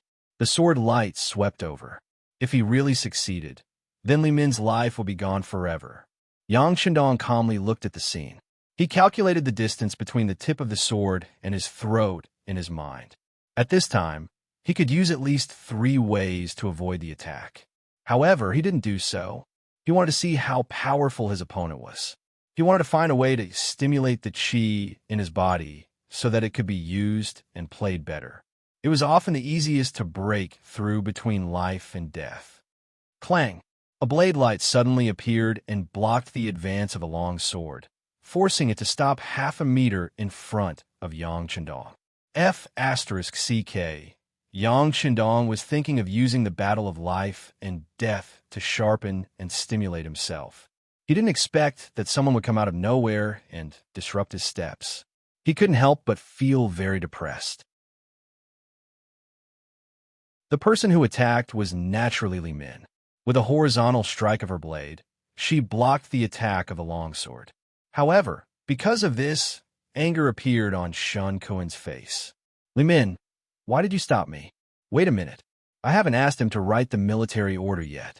He can't die." Li Min shook his head. Although he said that he wanted to negotiate, his face was very firm. Shun Kuan wanted to scold him for being an idiot. However, considering that he was no match for him, he could only snort coldly and stand aside. From the looks of it, it was clear that Li Min was going to take control of the situation. Just now when he attacked, Yang Qindong stood there like a fool and didn't move at all. This gave the 2 killers incomparable confidence. This Yang Qindong was really a scholar who couldn't even trust a chicken. Li Min naturally saw Yang Qindong's performance just now. Now she was very confident. She looked at Yang Qindong with a look of charity and said, "I said, write the military order immediately. Otherwise, not only will you die, but you will also die very miserably. TSK, as if you won't kill me if I write it." Yang Qindong snorted and looked very clear. "Duke of Loyalty, you have to know that there are several kinds of death. One kind is called living a life worse than death. I don't know if you want to have a taste of it." Li Min threatened again. At the same time, she admired Yang Qindong's performance in her heart. He was worthy of being called the god of war. At least this kind of determination was something that few people could match. "I don't want to," Yang Qindong said without any surprise. This also made Li Min's eyes flash with pride. Just when she thought that she had scared the Duke of Loyalty, Yang Qindong suddenly said, "Who do you think you are? Can you really hurt me? It's better to kneel down and surrender now." Maybe I can give you a quick death if I'm happy. Otherwise, I think you don't want to taste the feeling of living a life worse than death.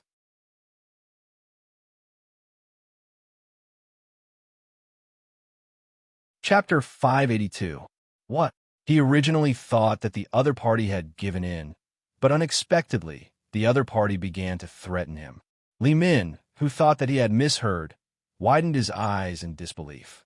On the other hand, Shen Kuan clearly heard the words just now. Although he did not know where Yang Qindong's confidence came from, he did not mind him repeating the words just now. Brotherly, he wants you to learn from a dog and kneel on the ground and beg for surrender. Do you really not want to live anymore? Li Min's face was flushed red. Obviously, he was very angry. The veins on his right hand that was holding the knife suddenly popped out. He looked like he was going to kill someone at any time. Shen Kuan's words had provoked him to the point that he wanted to kill someone. TSK, as if he said that you won't do anything to me. Yang Qindong rolled his eyes and said as if he was joking. Very well, then I will kill and cut off your legs. Anyway, I don't need them to write. Li Min, who had been successfully enraged, decided to give Yang Qindong a taste of his strength first. Anyway, he did not intend to let the other party die so easily. He would slowly torture him. He raised his right hand, and the knife was like a gust of wind, directly chopping towards Yang Qindong's legs. Li Min did not intend to hold back this time. This was originally a game of life and death. Whoever had a merciful heart did not deserve to play this game of death. Shen Kuan watched from aside. Yang Qindong, who had lost his legs, could no longer pose any threat to Baiming. After all, have you ever seen a powerful person who did not even have legs? How could such a person be qualified to compete for the world's hegemony? Under the gaze of both sides, Yang Qindong, who seemed to be dead for sure, smiled at this moment. Did he really think that he was a soft persimmon? Did he think that he could teach him a lesson with a knife? Well, then he would use facts to prove that anyone who dared to look down on him would have to pay a heavy price, or even lose their lives. Even before the saber arrived, it brought with it a wave of saber energy. If an ordinary person were to face this saber attack, they would be scared silly. Li Min and Shen Kuan were also looking forward to seeing Yang Qindong's stupefied expression. However, they were destined to be disappointed. Just as the blade was about to reach his legs, the sixth young master leaped into the air and easily dodged the blade. While he was still in midair, he executed a divine dragon tail whip. His feet, which were clad in military boots, smashed towards Li Min's shoulder like a huge rock. Feeling the power of this kick, Li Min's expression changed greatly. He had a feeling that if this kick landed, his shoulder blade would be completely shattered. At the critical moment, he hurriedly retreated, wanting to avoid this heavy blow. As expected of the number one expert in the Jiaoji kingdom, Li Min's reaction was as quick as a fox, causing the huge foot to miss. Just as he was about to stabilize his body, he was drenched in cold sweat. Another kick was aimed at his face. Bang! The heavy blow landed on his face like a ruthless slap. Under the force of the kick, Li Min's entire body spun 360 degrees and then fell to the ground with a thud. Chain kick. Shen Kuan, who originally wanted to watch the show, suddenly spoke up. Then, he put away his careless expression and became serious. Wrong. It's 3 consecutive kicks. Both of his feet had already landed on the ground, and he said with a face full of arrogance. Originally, his personality was not that serious. However, due to his position, he had to make some changes. Usually, other than when he was with his wives, he had to pretend to be deep and serious. Now that there were no outsiders around, he could finally be himself for a while. His arrogant and somewhat arrogant side was revealed. The 3 consecutive kicks were the strengthening board of the chain kick. It allowed one to kick 3 times consecutively in an extremely short period of time to achieve the goal of injuring others. This was learned from Wang Yong, who was extremely good at leg techniques. With the existence of the qi, not only was he better at using it than Wang Yong, but the power was also amplified. Pooh! Li Min spat out a mouthful of blood from his mouth along with 2 teeth. He slowly stood up from the ground. A very obvious footprint was imprinted on Li Min's face, making him look very miserable. Very good. It turns out that we have all underestimated you. Not only did Li Min have such thoughts, Shun Kun also had the same thoughts. How could someone who could casually kick 3 consecutive kicks be easy to bully? However, he was very curious. When did this person learn martial arts? Ever since Yang Qindong appeared in the capital of Baiming and did a series of big things, everything related to him had been thoroughly investigated by the Imperial Secret Service and the East Faction Guards. However, no matter how he looked at it, this person did not have the time to learn martial arts. It was precisely because the information provided was too comprehensive that they never thought that Yang Qindong knew martial arts. Of course, this was also the result of Baiming not communicating with the Southern Ming Empire. Otherwise, if you asked Guan Ying and the other generals of the Southern Ming Empire, they would immediately give you a clear attitude. Although the fact that Yang Qindong knew martial arts was somewhat out of Shun Kun's expectations, he immediately understood everything. He could not help but coldly say, "So that's how it is. The reason why you dared to wait for us here alone is because of your martial arts?" Bingo, your answer is correct. It seems that you're not stupid. However, don't your superiors know that if you failed to assassinate me, would Baiming be able to withstand my anger? Yang Qindong gave Shun Kun a "you are considered smart" expression, then asked a question that the other party could not answer. Since he could not answer, Shun Kun naturally did not need to answer. He just snorted coldly and looked at Li Min originally. His identity was confidential. Even if they wanted to investigate, they would not be able to find any relationship between him and Baiming. However, it was all Li Min's fault. He was too arrogant and exposed his identity. If they could not kill Yang Qindong today, the next unlucky one would be the Southern Ming Empire. Don't look at me like that. Today, you will definitely die here.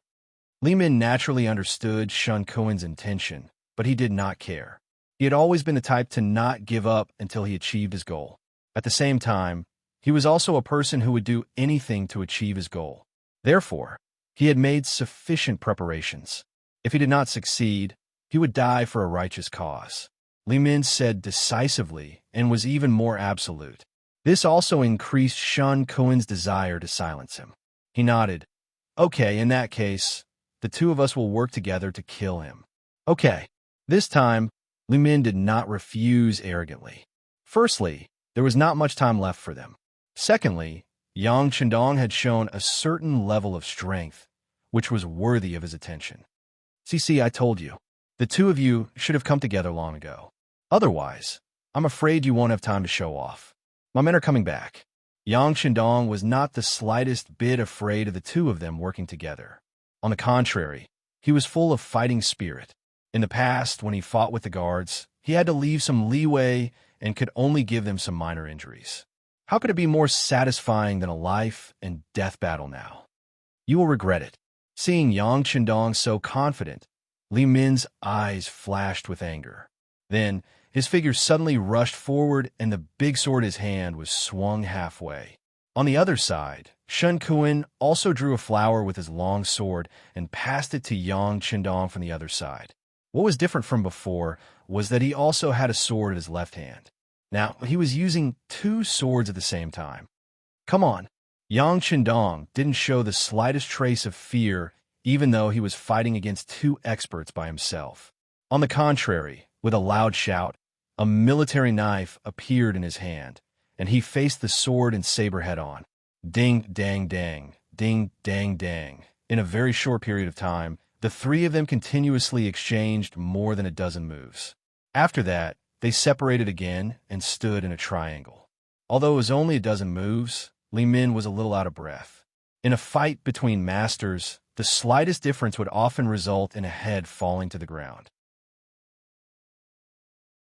Every move required countless calculations in the brain. Compared to Li Min, Shun Kun's strength was slightly weaker. Hence, his breathing was even more violent. After he stopped, he actually took 3 deep breaths before his complexion once again returned to its ruddy state.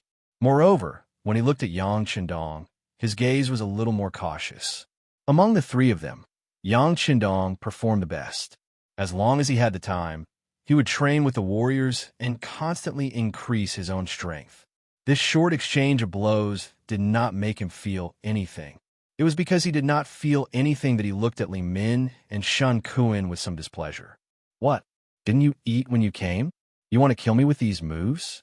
I think you should go back and drink milk from your mother first. Impudent. Hearing Yang Qindong humiliating him like this, Li Min roared and stepped forward again.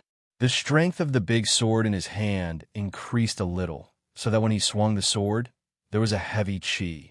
Li Min was an orphan. He did not know what his mother looked like. Therefore, people who knew him would never mention anything about his parents in front of him. Yang Qindong said it, which naturally made him angry. At this moment, he released all his strength through his arm. Ding, ding, dang. After just one hit, Yang Qindong felt the military knife in his arm sink. He had to take 2 steps back to avoid the sharp edge, and at the same time, completely dispersing the force. Not bad. This is a little interesting. Knowing that Li Min was using all his strength, Yang Qindong said as he mobilized the qi in his body. Suddenly, his whole body's momentum rose. Once again, Yang Qindong took the initiative to attack. The military knife in his hand was used as a big sword to meet the big sword in Li Min's hand. Ding, ding, ding, ding. Using brute force against brute force, the two of them clashed dozens of times in a very short period of time. Finally, Li Min took 5 or 6 steps back and stopped the fight. Fortunately, the quality of the weapons on both sides was quite good. Otherwise, the steel saber would have been broken before the strength was exhausted from the collision.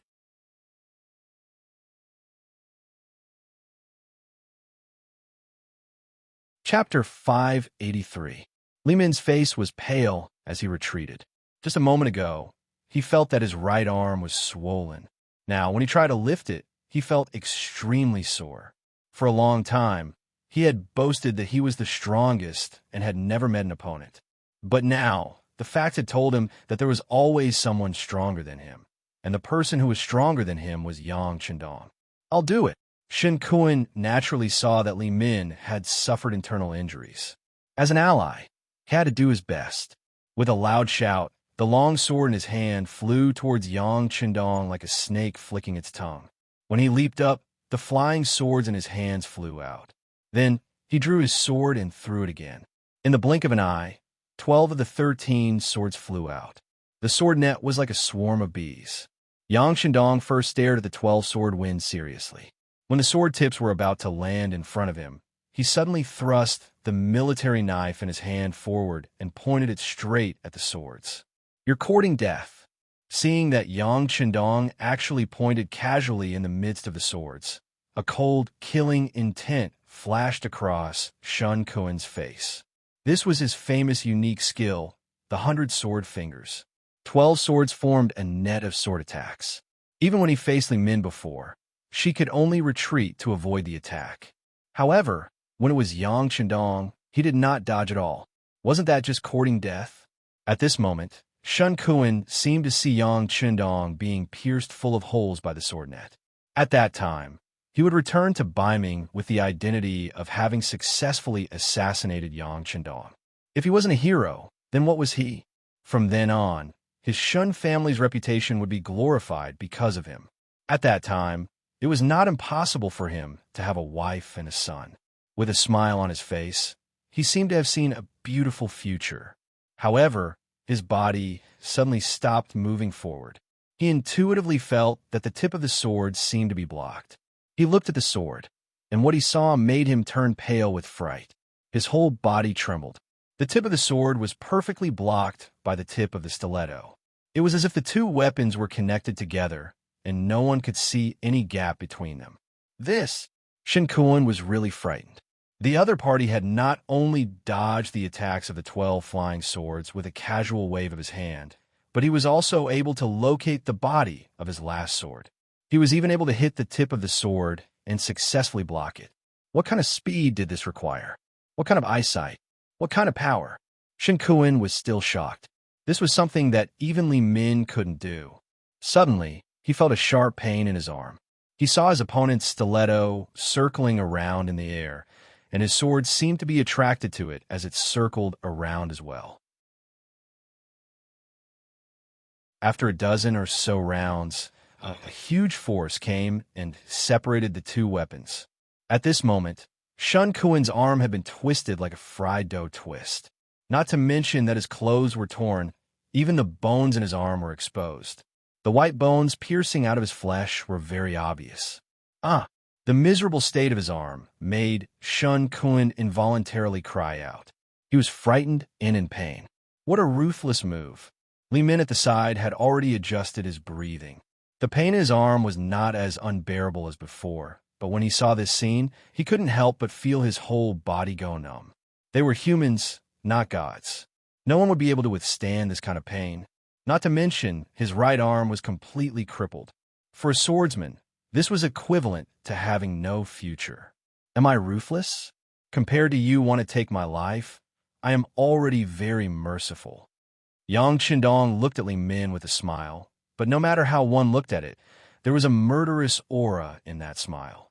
Since Yang Qindong was able to break the 100-finger sword in one move, if he wanted to kill Shen Kun, it wouldn't be easy, but it definitely wouldn't be too difficult. However, he only crippled one of Shen Kun's arms. No matter how one looked at it, it was considered merciful. Don't think that you are really powerful and invincible. I don't believe that no matter how powerful you are, you can't be more powerful than explosives. He seemed to know that he was no match for Yang Qindong in terms of strength. At least, it wouldn't be easy for him to kill Shen Kun. Moreover, the scene of the knife versus the military knife just now had already shown him the true strength of Yang Qindong. Since he couldn't win in terms of strength, he would use his ultimate move. This was also Li Min's trump card. As soon as Li Min's voice fell, he tore open the night-traveling clothes in front of him, revealing his chest that was covered in explosives. The explosives were prepared by Fan Yuhai, and Li Min had agreed to it. What he pursued was to succeed or die trying. If he couldn't kill Yang Qindong, then he would just perish together with him. The explosives on his body might not be as powerful as the ones in the warehouse or the military factory, but if they were ignited, it should be no problem to blow up the command center. Yang Qindong's body trembled. Then he shook his head and said slowly, "In order to kill me, you really put in a lot of effort. How is it? Do you know fear now?" After revealing his trump card, Li Min's face became ferocious, and at this moment, he also became crazy, as if he was already a winner. Not bad, it looks very powerful, but in this way aren't you going to die? Your adoptive father won't be able to restore his country. Is this also your goal?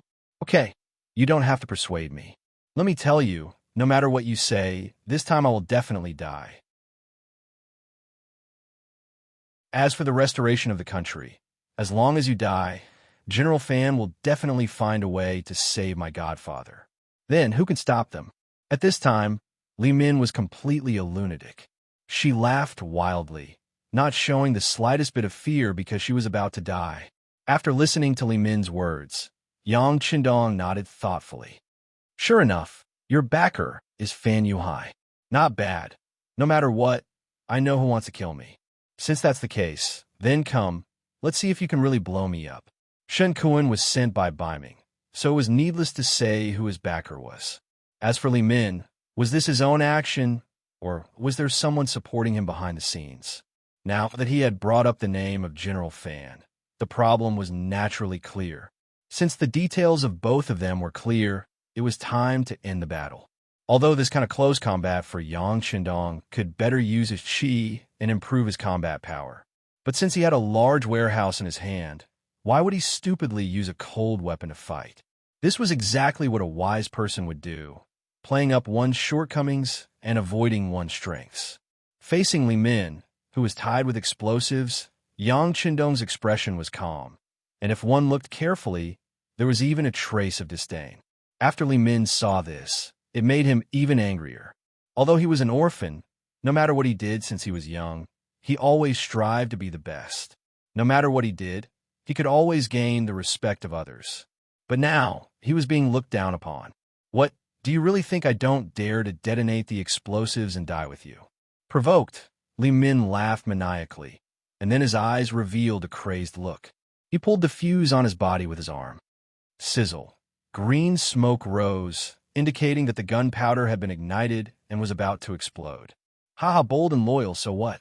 You're gonna die here, just like a nobody like me. When the time comes, ashes to ashes, dust to dust, what's the difference between us? Li Min, who seemed to have entered a crazed state, laughed maniacally, as if he had gotten what he wanted.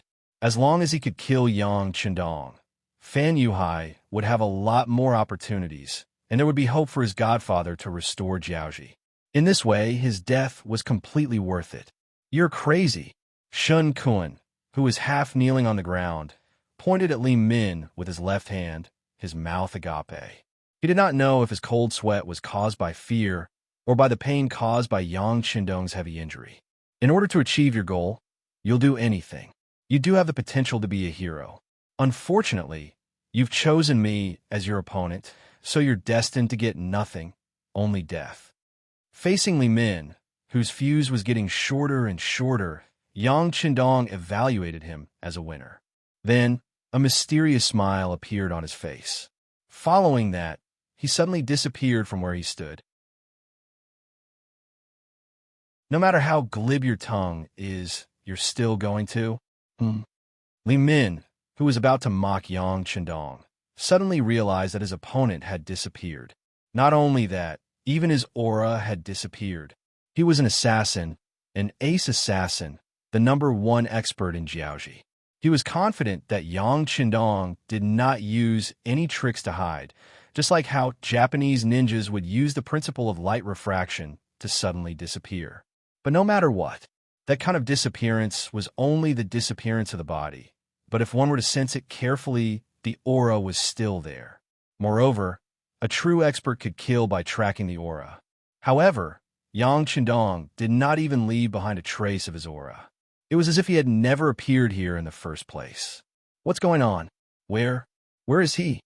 Seeing that the fuse was about to be lit, and the target had disappeared, Li Min felt so depressed that he was about to vomit blood. He's not a human, he's a demon, a demon. Shun Kun, who was kneeling on the ground, was also searching for Yang Qindong's aura, but he did not find anything. At this moment, he could not help but shout, as if his spirit had been completely destroyed, and he looked like a crazy demon. Boom! Tom did not give the two of them a chance to speak again. The explosives were finally ignited, and then it caused a huge explosion. Although the composition of the explosives was not at its strongest state, it was not a problem to flatten the surrounding 5 to 6 meters. Thus, more than half of the command center was destroyed by the impact of the explosives. At the same time, the two high-level assassins, Li Min and Shun Kun, were also destroyed.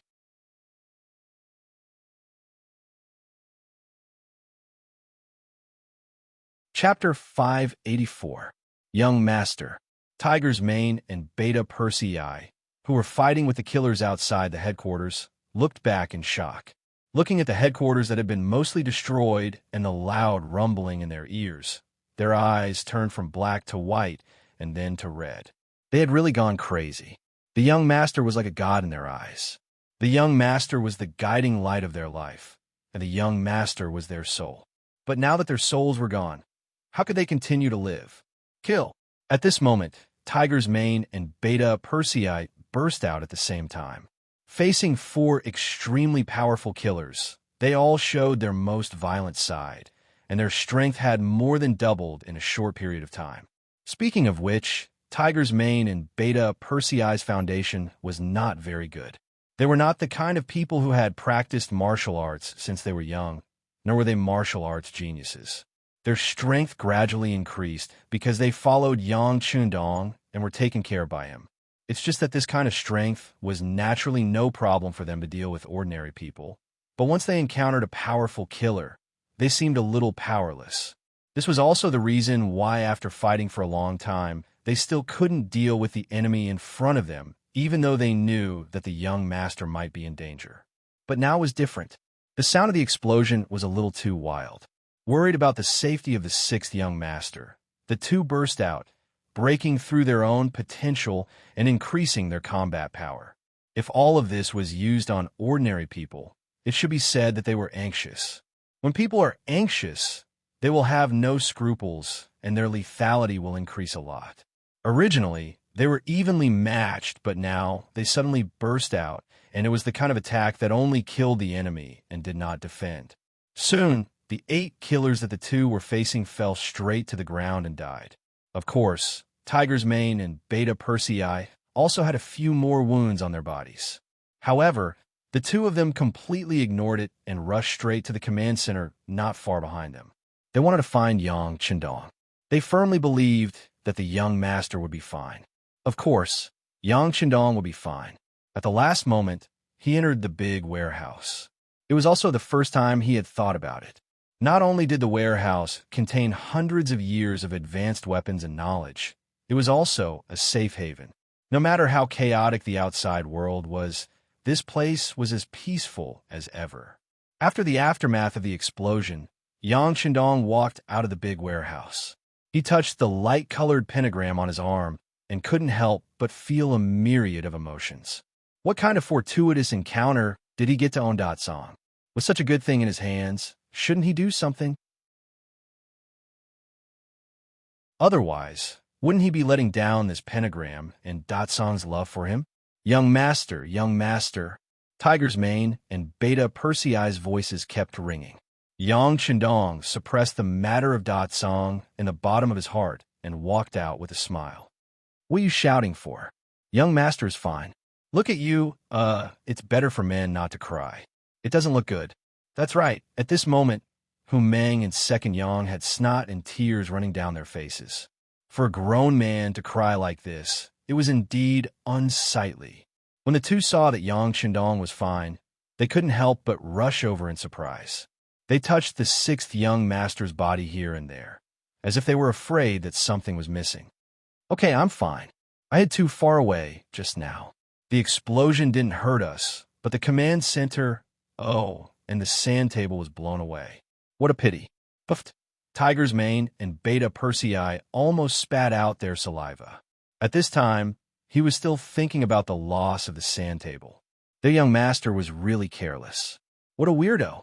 Li Min and Shun Kun were dead, and not even their bones were left.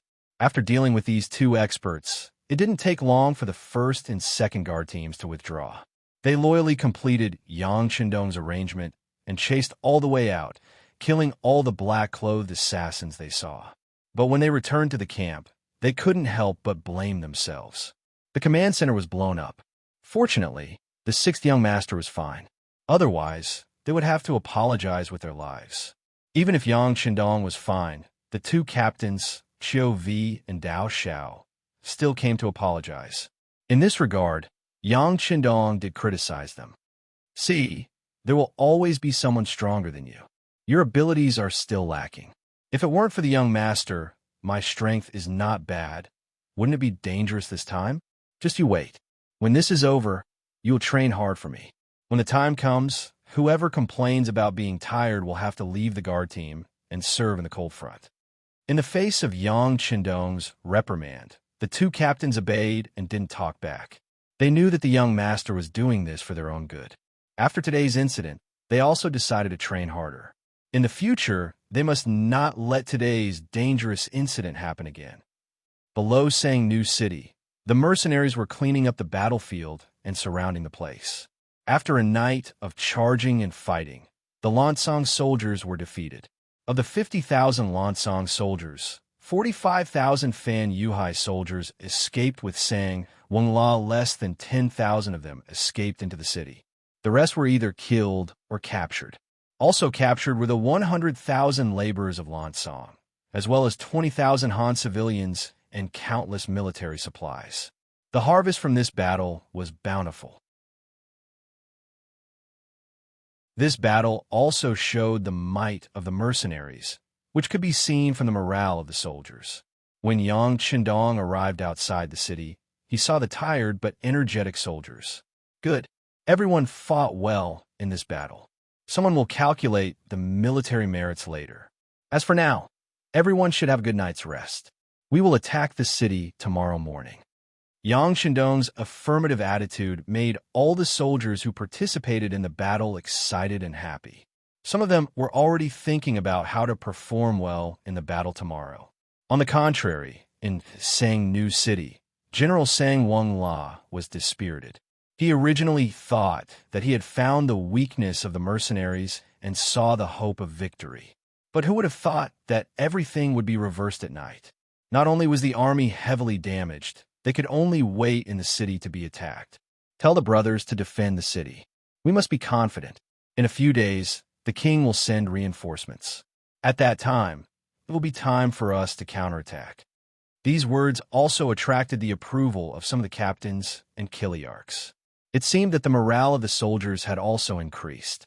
Only Sang Wangla knew that the Lansang kingdom did not have any reinforcements. In the Battle of Wuha Forest, General La Ti died, and they lost 100,000 soldiers. In the Battle of Hanoi City, General Sai Shi died, and they lost 60,000 to 70,000 soldiers. Last night, they lost another battle, and they lost nearly 100,000 soldiers. After consecutive defeats, the military strength of the Lansang kingdom had long been depleted. The 60,000 soldiers in his hands were the main force of the entire army.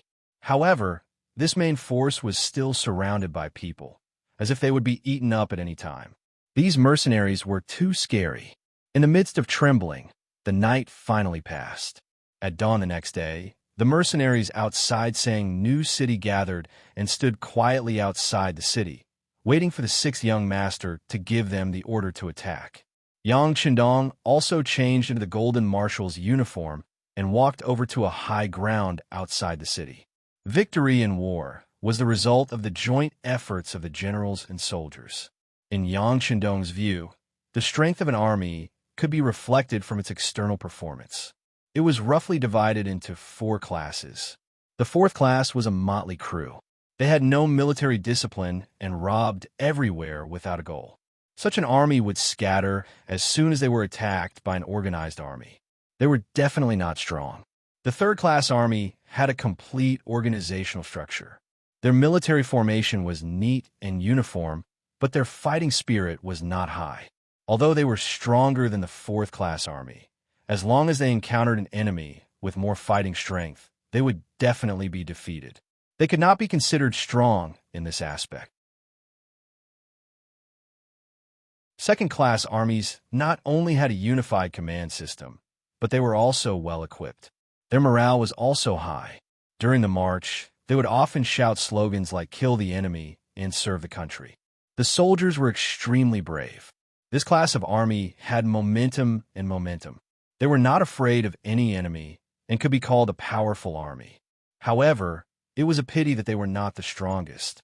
Compared to the strongest army, they still lacked a certain quality. This quality was silence. The strongest army was a silent army. This silence did not mean that the people in the army were mutes or did not speak. The so-called silence referred to a kind of momentum. Although there were tens of thousands of people, there's only one voice, one order, one goal, one step, one decision. In the end, to accomplish something, it would explode with unimaginable power. Lung Feng was the representative of the power of silence. When they moved, they were like thunder, shocking the world. When they were still, they were like statues, motionless and steady. With such an army and the powerful firearms provided by Dachong, there was no reason for them to lose or not win. At this moment, outside Mulberry Rage City, a dense mass of soldiers stood in the valley. They had different appearances, different military ranks, came from different places, and had different preferences, but they were all gathered in the same place, listening to the same voice, looking in the same direction. Not a single sparrow could be heard. This was the true meaning of silence, the most important quality of an army. This was a first-rate army. Such an army was invincible and invincible. In comparison, the army led by Sang Wangla could not even be considered second-class army. It was only a third-class army. Coupled with the defeat, the morale of the army had plummeted. There was no longer any possibility of stopping their advance. "I order," Yang Qindong's heroic voice shouted, "Attack."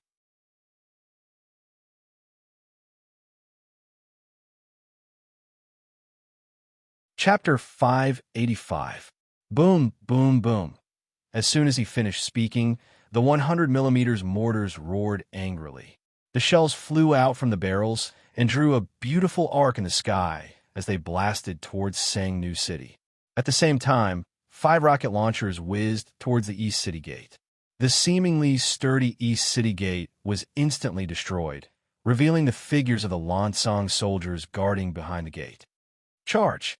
The 2 regiments of the Cold Vanguard, the 20 battalions of the auxiliary troops, and the 30,000 Vietnamese mercenaries roared out in unison.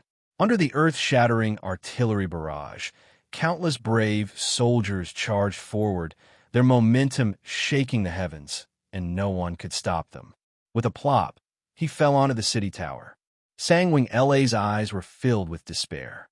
It's over. It's all over. Even the general had lost his confidence in victory.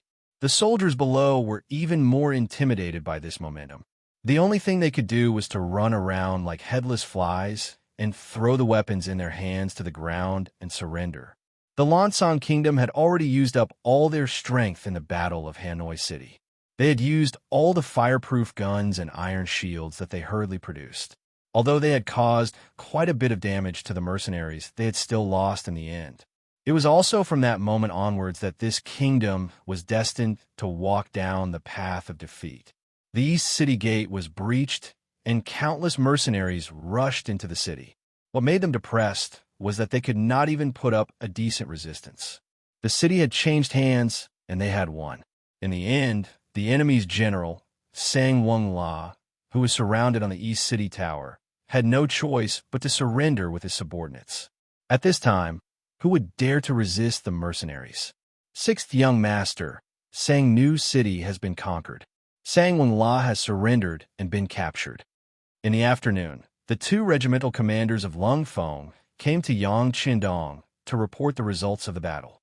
A city guarded by 60,000 soldiers only lasted for a few hours before it was breached and wiped out. It was not slow at all. Very good. The 2nd Regiment will stay behind to clean up the battlefield and tally the spoils. The 3rd Regiment will head towards Wanxiang City. Yang Qindong nodded his head in satisfaction. With the surrender and destruction of the Sangwala tribe, the entrance to the Lansong Kingdom was wide open. It was time to go straight to the center of the army. The bicycles were all transferred to the 3rd Regiment. Wu Sheng led the regiment of Cold Front straight to Wanxiang City with a face full of excitement. They would definitely create another glorious era. At this moment, Wanxiang City had yet to receive news of their defeat at the front line. As the capital of the country, it was still bustling with life, giving people the feeling that it was in a flourishing age. Any smart person would be able to feel a shadow looming over them under this flourishing age. It was like a huge beast that could devour people, opening its terrifying mouth at any time. In fact, the person who caused this shadow to appear was the representative of the civil officials, Imperial Preceptor Long Qi. After receiving the 2 million taels of silver from Yunk, Long Qi was already prepared to become a big merchant and live a comfortable life for the rest of his life. Right now, there was only one thing on his mind, which was to destroy the Lansong Kingdom's regime. Only in this way could he become a rich man. If you wanted to do great things, you would always need help. After careful consideration, Long Qi's gaze landed on a person called Higuang. Higuang, the vice-captain of the Lansong Kingdom's royal guards, was a rather capable general. It was because of his impressive abilities that he was not tolerated by others. This attracted the suppression of the captain of the royal guards, Mo Da, and this suppression lasted for 10 years. Mo Da only relied on the fact that he had an elder sister who was the king's favorite concubine. Relying on this nepotism, he had always been arrogant. Sometimes he even dared to offend the imperial preceptor, Long Qi, and nothing happened to him. Perhaps it was because Mo Da had enemies everywhere that his ability to not unite with the other officials was valued by King Paisai. After all, as a force to protect his safety, he could not be used by others. Mo Da was incomparably arrogant. Working under such a person, he naturally did things carefully. But this was not enough. As the saying goes, if you want to condemn someone, you can always find a reason to do so. In order to prevent others from deliberately making things difficult for him, these subordinates also needed to find some backing. Coincidentally, the person Guang found was Imperial Preceptor Long Qi. However, this did not mean that Guang would rely on Long Qi. As the vice captain, he still had a lot of autonomy. It was just that the relationship between the two sides was very good, and they could help each other on many things. In this kind of environment, it was normal for Long Qi to set his goal on persuading Guang. After discussing with Yunk, Long Qi was prepared to give it a try. This was why he invited Guang to his residence with the excuse of inviting him to a banquet. The scale of the banquet was very small. When the tall and valiant Guang entered the banquet hall, he only saw Imperial Preceptor Long Qi and a stranger. There was not even a servant to serve them. "Ha ha! Captain He is here. Please take a seat. We're just waiting for you." After seeing Guang appear, Long Qi laughed loudly and stood up, inviting him to sit down. Skylark, on the other hand, remained seated without the slightest intention of getting up. This attracted Guang's attention and made him ponder deeply. This person was so unfamiliar. What kind of identity did he have to be so arrogant? It seemed like he did not even give face to the Imperial Preceptor. Looking at Long Qi, he did not seem angry at all. This was a little strange. Guang had been the vice captain of the King's Guards for so many years, and he was used to enduring. Therefore, when he looked at Yunk sitting there, he only nodded politely as a greeting. Then, he sat down on the prepared chair. After the three of them sat down, Long Qi smiled at Guang. "General He, the war at the front is going well. What are your thoughts on the battle at Sangnu City?" The hottest topic among the upper echelons of the Lansang Kingdom was the war at the front. Even the commoners on the streets could talk about it. As the vice captain of the Royal Guards, how could Guang not know? Therefore, after thinking for a while, he said, "There is General Sang Wenla at the front, and there's also the help of Jiaoji's famous General Fan Yuhai. With His Majesty's full support, victory is just around the corner." Guang said these words very smoothly, as if he had said these words countless times. Hearing this, Long Qi just smiled. Suddenly, his face became very serious as he asked, "Is this really what the general is thinking?" Guang did not know why Long Qi would ask such a question. Puzzled, he asked, "But what does the Imperial Preceptor mean?" "Nothing much. I just want to hear the general's thoughts. Speaking of which, there are no outsiders here. Why don't the general be more sincere and say what you want to say?" Long Qi said like a big bad wolf leading a little rabbit to his bowl. "No outsiders, my ass. Not to mention others, just the person sitting at the side. He did not even know his name. How could he not be considered an outsider?" Of course, these were all thoughts in Guang's heart. He could not say it out loud. Therefore, he laughed and said, "But what does the Imperial Preceptor think about this?" Long Qi seemed to have known that Guang would ask this question. He said with a serious face, "Our army will lose." "Oh, what?" Guang originally thought that the other party would say some high-sounding words like he did, but he did not expect such an answer. This was completely out of his expectations, and it also made Guang stunned on the spot. His mouth was wide open, and it seemed like it was more than enough to stuff an egg into it. "What? General He, did you not hear me clearly? The Imperial Preceptor said that our army will lose. It won't be long before the news of our defeat reaches the capital. I'm afraid that at that time, the Lansang Kingdom will not be safe." Long Qi had a compassionate look on his face, as though he was an eminent monk who had attained the Tao. How is this possible? Guang was really shocked. Although he was the vice captain of the king's captain and knew the combat power of his own soldiers, they had the advantage in numbers. In addition, they had prepared for a long time. How could they lose so easily? Even if they lost one or two battles, it would not easily affect the safety of the capital. Also, Long Qi was the Imperial Preceptor. How could he say something like this that boosted the morale of others and destroyed his own prestige? Guang could not understand this. Knowing that Guang wouldn't believe him, Long Qi smiled again. Then, he pointed to Yunk, who was sitting there and drinking tea, and said, "Come, General He, let me introduce you. This is Special Envoy Yun sent by the Great Ming Dynasty's Duke of Loyalty and Courage. Great Ming Duke of Loyalty and Courage? Mercenary? As if he thought that he did not hear clearly, He Guang looked at Yunk and asked with a face full of doubt. At the same time, his expression was constantly changing. Yes, this special envoy greets General He. Yin Ke finally opened his mouth to speak. He spoke the standard language of the Great Ming Dynasty. But it sounded like a thunderclap in He Guang's mind. What was going on? He actually saw the enemy's special envoy in the Imperial Preceptor's residence. This person did not go to the palace but appeared here. Could it be that he secretly came to contact the Imperial Preceptor? What did the Imperial Preceptor want to do? Betray the country? Thinking of this, He Guang suddenly stood up from the chair and pulled out the sword on his body. Imperial Preceptor, this person appeared here without His Majesty's permission. He must be an enemy spy. Please allow me to take him down. Take him down? Take him to who? Whether it was Long Chi or Skylark, they didn't seem to care about He Guang's intense reaction. It was as if they didn't see the angry atmosphere and just sat there calmly. Of course it's to His Majesty. He Guang naturally replied.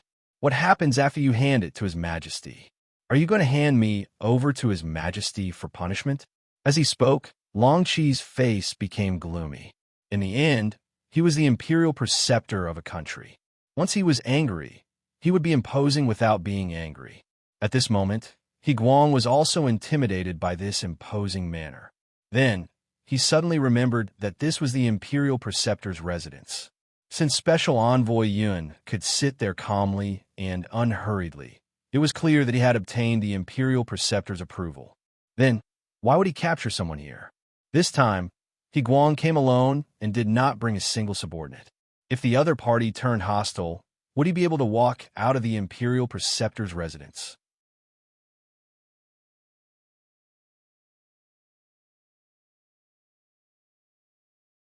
Chapter 586. Feeling that he was in danger, in order to protect himself, He Guang raised his sword and said to Long Chi, State Teacher, you must have been deceived, right? Don't worry, I will capture this person now and send him to His Majesty. When the time comes, I will explain the situation to His Majesty and guarantee that State Teacher will be fine. At this time, He Guang actually wanted to provoke. When Yunk and Long Chi saw this, they couldn't help but laugh. After a burst of laughter, Long Chi said, You came to plead for mercy for State Teacher. Haha, do you really have that much face? Don't you know that you can't even protect yourself? State Teacher, what do you mean? He Guang's face was puzzled. Wait a minute, put down the sword first. You make people feel uncomfortable looking at you. Without waiting for State Teacher to answer the question, Yunk opened his mouth. Why should I put down the sword just because you told me to? He Guang looked at Yunk with a sneer. AI, why do you have to do this? Yunk shook his head and reached for his waist to take out a pistol with a silencer. After gently unlocking the safety, he casually fired a shot. Pooh! The sound was effectively blocked, but the bullet was not blocked. It flew out of the barrel and hit the sword. At such a close distance, the powerful force made He Guang, who was not prepared, have to let go of the sword. With a clanking sound, the sword fell to the ground, scaring He Guang and making him break out in a cold sweat. He had long heard that the mercenaries had powerful guns, but he never had the chance to see it. Now that he finally saw it, it was indeed powerful. But after a moment of distraction, He Guang wanted to lower his head to pick up the sword, but he saw the carpet under his feet suddenly shake. Another bullet hit his feet. General He, seeing that you are a hero, I want to have a good talk with you. If you refuse a toast, only to be forced to drink a forfeit, then I do not mind that the next bullet will hit your body. You will undoubtedly die. Young's voice spread in the banquet hall. He Guang's body stood there as if his acupoints were pressed. He did not dare to move an inch. Sure enough, it was a powerful firearm that could fire a second bullet at any time. Did that mean that it could fire a third or fourth bullet? Just as He Guang was pondering over this problem, the voice of State Preceptor Long Chi sounded in his ears. All right. General, he is not an outsider. Come and sit down and talk. He Guang didn't know if the next bullet would hit him, so he might as well sit down and listen to what the other party had to say before making a decision. When he finally sat down, Grand Preceptor Long Qi said to him calmly, "General He, you are also a talent of your generation. Don't you know that a great disaster is about to befall you? Please enlighten me, Imperial Tutor." He Guang really didn't understand why he was about to face a disaster. Sigh, once the front line is defeated, what will His Majesty decide? I'm sure he'll use the power of the King's Guards to counterattack. Who do you think is the leader of this group? It couldn't be that idiot Mo to himself, right? His Majesty probably wouldn't allow that. But when a general leads an army, can you guarantee victory? The hundreds of thousands of people in front of you are no match for the mercenaries. What can you do with the few people in your hands? If this isn't a great disaster, then what is? This. He Guang really wanted to deny all of this, but he knew that what the state preceptor said was true. Mo's ability was limited, and His Majesty knew this as well. However, considering that this person was still very obedient, it was naturally not bad to raise him as a loyal dog.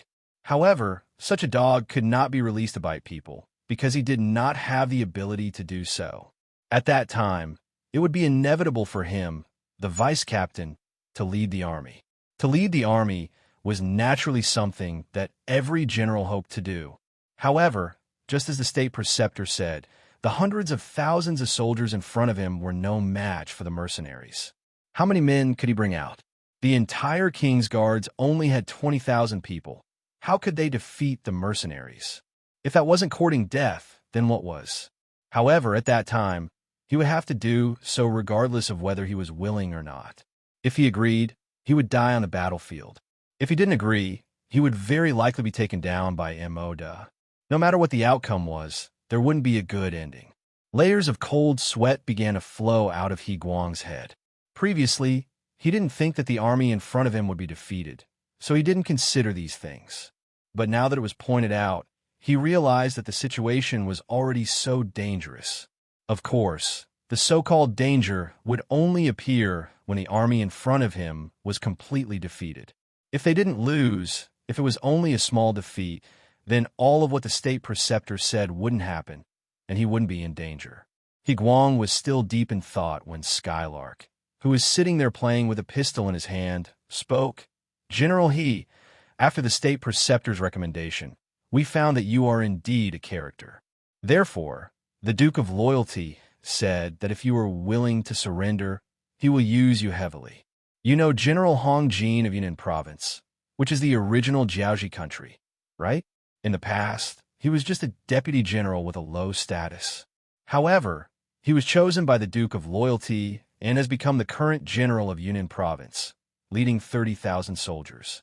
If General He is willing, the future General Lan Song will be you, and you can also lead 30,000 soldiers. This way, you won't have to die, and you can also become a real general. Isn't that beautiful?" He Guang knew about Hong Jin's matter. Although some people were afraid that he was a traitor who knew how many people envied him in private, at least because of this person, the Hong family didn't suffer heavy losses. Not only that, but Hong Jin's status also rose.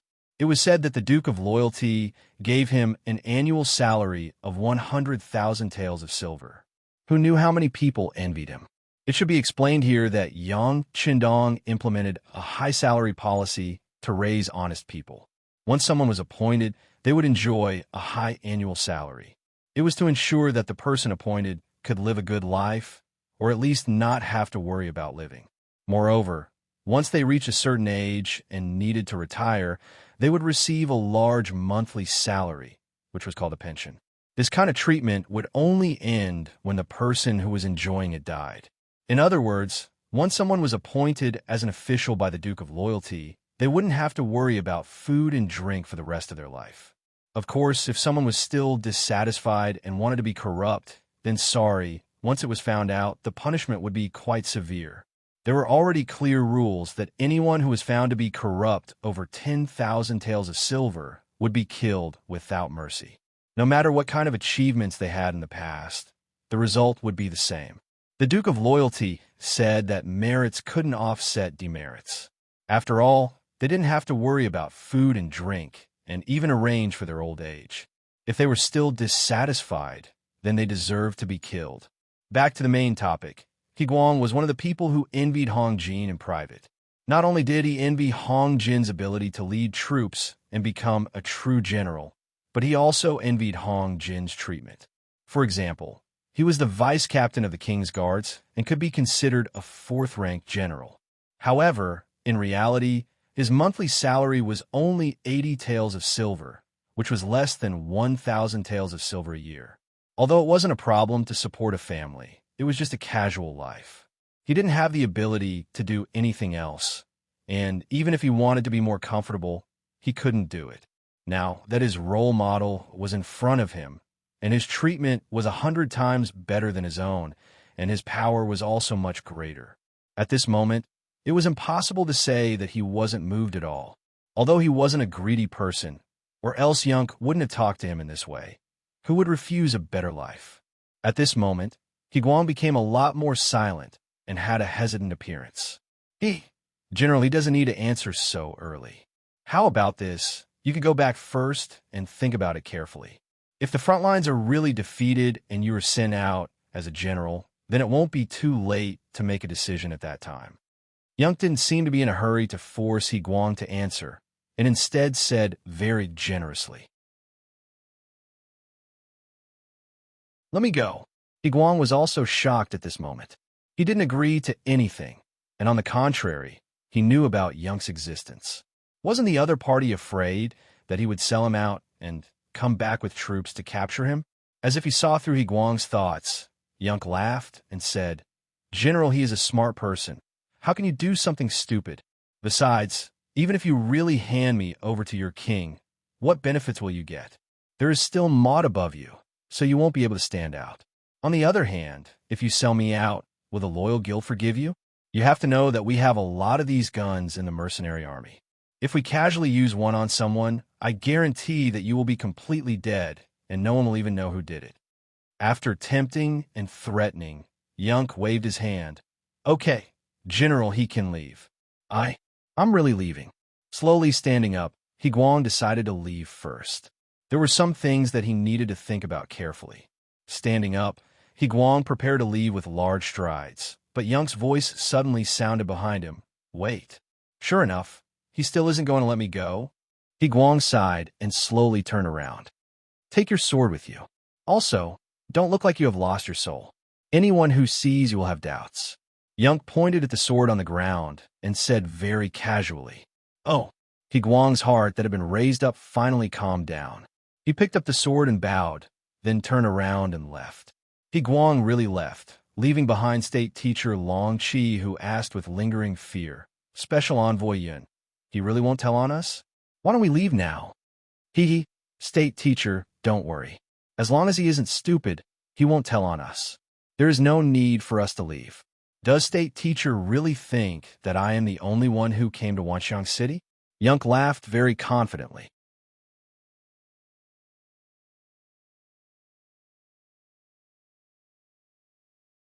Chapter 587. The more confident Yunk was, the more confident Long Qi became. He chuckled when he heard what Yunk said. That's right. He wasn't even afraid of Yunk. What was there to be afraid of?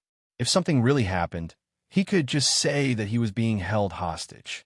With his status as the state preceptor, there was still a lot of room for negotiation. As Yunk expected, Guang was a smart person. He didn't choose to report it immediately. Instead, he decided to look at the situation first. Especially when he saw the deep mark made by the bullet on the saber, he didn't have the thought of reporting it. Just as they said, there was no benefit in reporting it. On the contrary, he would be targeted by the mercenaries and be in danger at any time. This kind of life was not what he wanted. 3 days had passed since Guang left the state preceptor's residence. 3 days later, the latest news finally came. The front army was defeated. General Sang Wang La had no choice but to retreat to Sang New City and ask the king for reinforcements. As soon as the news reached the capital, it was chaotic. The court was even more chaotic. All the officials looked scared, as if they were worried that Sang New City would not be able to be defended. If that was the case, wouldn't it mean that the capital would be in danger? Wouldn't it mean that the Lansong kingdom would follow in the footsteps of Jiaoji and be destroyed? It was impossible for others to say that a country would be destroyed. Even in the powerful Ming dynasty, they would only make you submit and would not occupy your territory. This was because in the eyes of the people of the Central Plains, these were all barren lands and did not have much value. However, the mercenaries were not. Their appetite was extremely good. They really did not care about meat and fish. They could really do things that could destroy a country. Under the lead of state preceptor Long Qi, all the civil officials asked the king to send troops to reinforce Sang New City. Looking at the same scene below, King Paiyasai felt a headache coming on. Send troops, send troops. He also wanted to send troops, but there had to be troops to send. But now, other than the 20,000 king's guards beside him, there were no extra troops. Even if he wanted to recruit troops now, it would still take time. Your Majesty, please send troops quickly. No matter what, you can't let the mercenaries pass Sang New City. Once that happens, the country will be in danger. Long Qi continued to plead on behalf of the officials. Yes, Your Majesty, please send reinforcements quickly. The civil officials below all cooperated and asked in unison. At this point, even Paiyasai could not stop them. Moreover, he knew that if the frontline army was defeated, his 20,000 king's guards would not be of much use. Since that was the case, it was better to support the frontline first. Then, they would recruit soldiers from all over the country. Hopefully, they would make it in time. All right, this king will immediately send troops. Under the immense pressure, Paiyasai finally made a decision. Of the 20,000 king's guards, only 5,000 remained. The rest were handed over to the vice captain, hoping that he would be able to help Sang Wang and turn the tables around. The army at the front had indeed been defeated, and he had indeed been appointed as the commander of the army. All of this was within the expectations of Special Envoy Yin. The moment He Guang received the military order, he ordered a few of his trusted subordinates to gather the troops while he himself headed straight for the imperial tutor's residence. To the outside world, they were here to ask about the logistics, but in fact they were here to see the special envoy. The three of them met again. Although it had only been 3 days, many things had changed. At this moment, He Guang was less arrogant and more respectful. Special Envoy Yun, this general is willing to surrender. Please tell me what to do next. Well said, well said. Young smiled and reached into his pocket. This time he did not take out a flintlock, but a bunch of banknotes. There were banknotes with denominations of 100, 200, 500, 1,000, 2,000, 5,000, and 10,000. There were over 100 banknotes, which added up to 500,000. After taking out the banknotes, Young placed them in front of Iguang. General He, take these and bribe all the Kiliarchs, Centurions, Dekarches, and Dekarches. This army will be the foundation for you to establish yourself here in the future. This is all for me. It was the first time He Guang saw so many banknotes, so he looked a little excited. Sorry, there is nothing for you here. These are all for your subordinates. As for you, this is the only one. Skylark chuckled and took out another piece of paper from his bosom. Written on it was 200,000 taels of silver. Handing the banknote to He Guang, Yunk said, 100,000 is the reward for you joining the Duke of Loyalty. The other 100,000 is your annual salary for the next year. Now take it. People worked first before they were paid, but the Duke of Loyalty paid first before he worked. Speaking of which, the payment was the same, but the feeling it gave was completely different. Holding the gold and silver in his hand, He Guang was really moved at this moment. With a plop, he knelt in front of Yunk. Special Envoy Yun, thank you for your trust. Don't worry, this general will not let you down. All right, this kneel will wait for the Duke of Loyalty to come. Skylark chuckled. With this kneel, this task could be considered completed. He believed that the sixth young master would definitely praise him. The Duke of Loyalty is coming here? Wasn't I the one who brought people to Sang New City? He Guang was puzzled and confused. Yunk and Long Qi looked at each other and smiled. However, no matter how you looked at it, Long Qi's smile was a little forced. It was not his fault. Who would have thought that the army at the front line would be defeated so miserably? We heard the latest news from Yunk. He was shocked. While laughing, Yunk said to Guang, who had already stood up, "General, you still don't know, right? Sangnu City has already been breached. The Duke of Loyalty is leading the army to Wanxiang City. Not only that, there's already a group of mercenaries lying in ambush outside the city. They will work together with General He to solve the problem inside Wanxiang City. The time is set for tonight. At that time, General He will be in charge of opening the North Gate. There shouldn't be any problems, right?" It was indeed the first time Guang heard this news. He was really shocked. He did not expect that the moment the news of Sangnu City being besieged, the city had already been breached. What was even more unbelievable was that the mercenaries had already arrived at the city without him knowing. At this moment, his legs trembled and he almost knelt on the ground. Yunk did not take Guang's reaction to heart and continued, "General, he only needs to control the palace and the residences of the ministers. The matter of taking down the treasury, armory, and granary will naturally be done by the mercenaries. Do you understand?" Understood, this general understands. Guang, who originally had a trace of arrogance, became completely obedient at this moment. He originally thought that the other party would rely on him. Only now did he know that even if he did not make a move, Wanxiang City would still be breached. It was just a matter of time. "State teacher, I also need your cooperation this time." Young turned his head and looked at Long Chi with a smile. Long Chi reached out to stroke his beard and nodded while laughing. Well said, well said. I will hold a banquet tonight and gather all the ministers in the city. That would be great." Young knew that Long Chi understood his meaning and smiled reservedly. With this plan completed, all that was left was to wait for night to arrive. Half an hour later, Guang left the imperial advisor's residence. He announced to the public that he had received the full support of the imperial advisor and that the rations were no longer a problem. He then gathered all the subordinates under him for a meeting to discuss matters. At the same time, many carriages walked out of the state teacher's residence. These servants went to the various ministers' residences in the city to send out invitations. It was said that all the civil officials were gathered to contribute to the army that was about to depart. At the same time, they had to pray for the blessings of the gods. For such an important matter related to the fate of the country, all the ministers who received the invitations did not dare to disobey. Regardless of whether or not they were on good terms with the state teacher, if they did not show up now, they would easily attract hatred. It was just for show. They all said that they would definitely attend the banquet on time. Even when the news reached the palace, King Piacy had a gratified expression and sighed when he heard the news.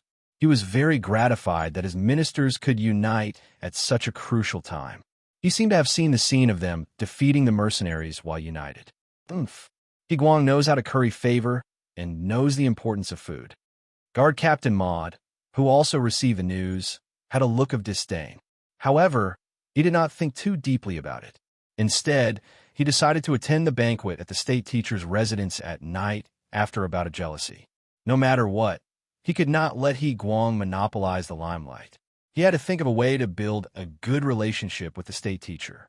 If possible, he could even obstruct Guang's supply of logistics. From this, it could be seen how terrifying internal strife was. Everything was proceeding in an orderly manner. No one expected that danger would descend upon them soon. The capital of the country, Wanxiang City, was about to be taken over. Moreover, after Guang returned to the military camp, he gathered all the officers under him. Then he got his personal guard to seal off the entire venue and began to spend money to buy people's hearts. Not all soldiers valued money, especially those who were part of the king's guard. There were still some who could adhere to their principles. Once he encountered people who did not want benefits and even cursed, Guang would not be polite. With just a glance, his personal guards rushed up and killed those who did not know what was good for them on the spot. After killing more than 10 people, the smell of blood was extremely pungent.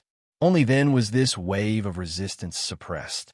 When everyone saw that resistance was a dead end and that surrendering would not only allow them to live, but also receive money. Many people wavered and signed the oath. Once they signed, it would be difficult for them to go back on their words.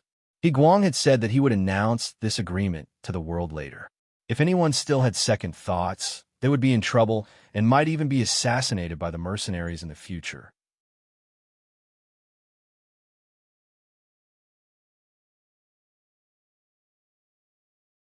Chapter 588.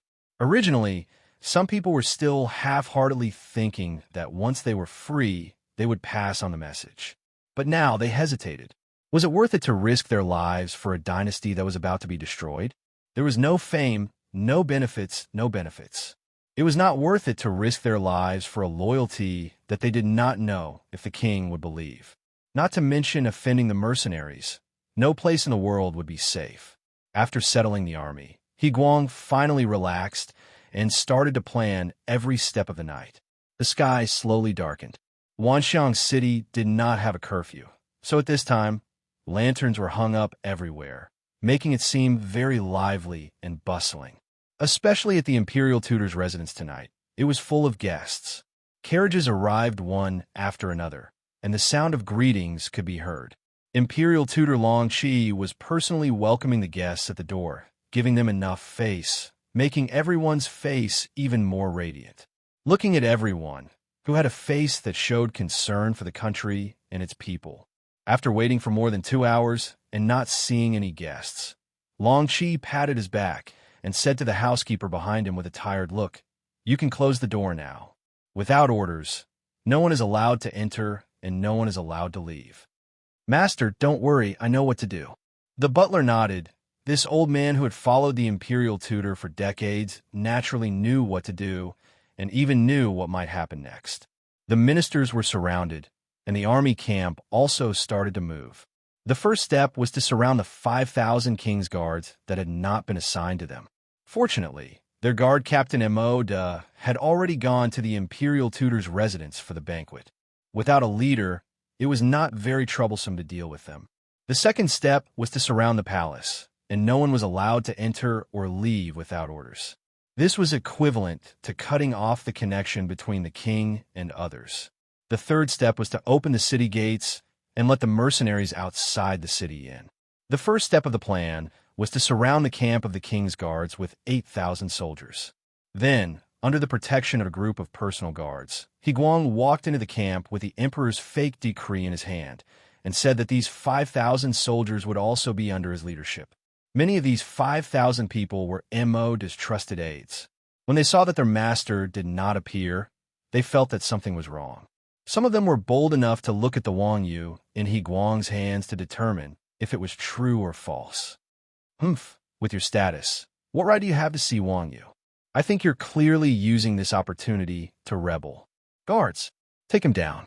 He Guang would not reason with anyone. With the military power in hand, he only needed to rely on his own strength to push through.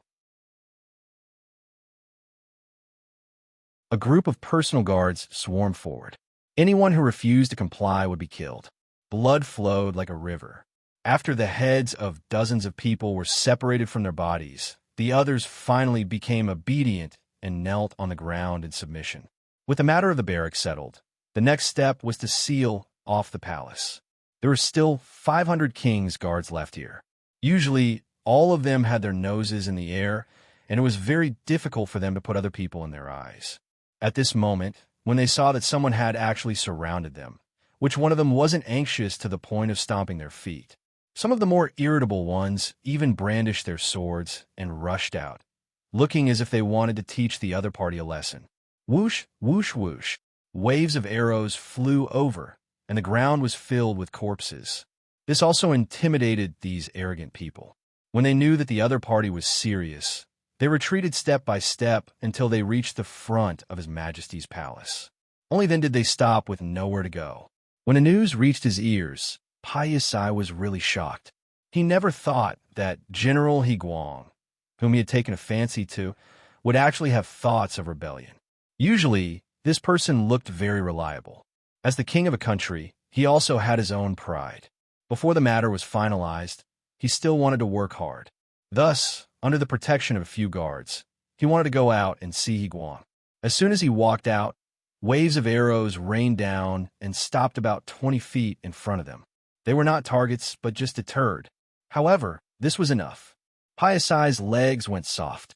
If it weren't for the guards beside him supporting him, he was afraid that he would have fallen to the ground.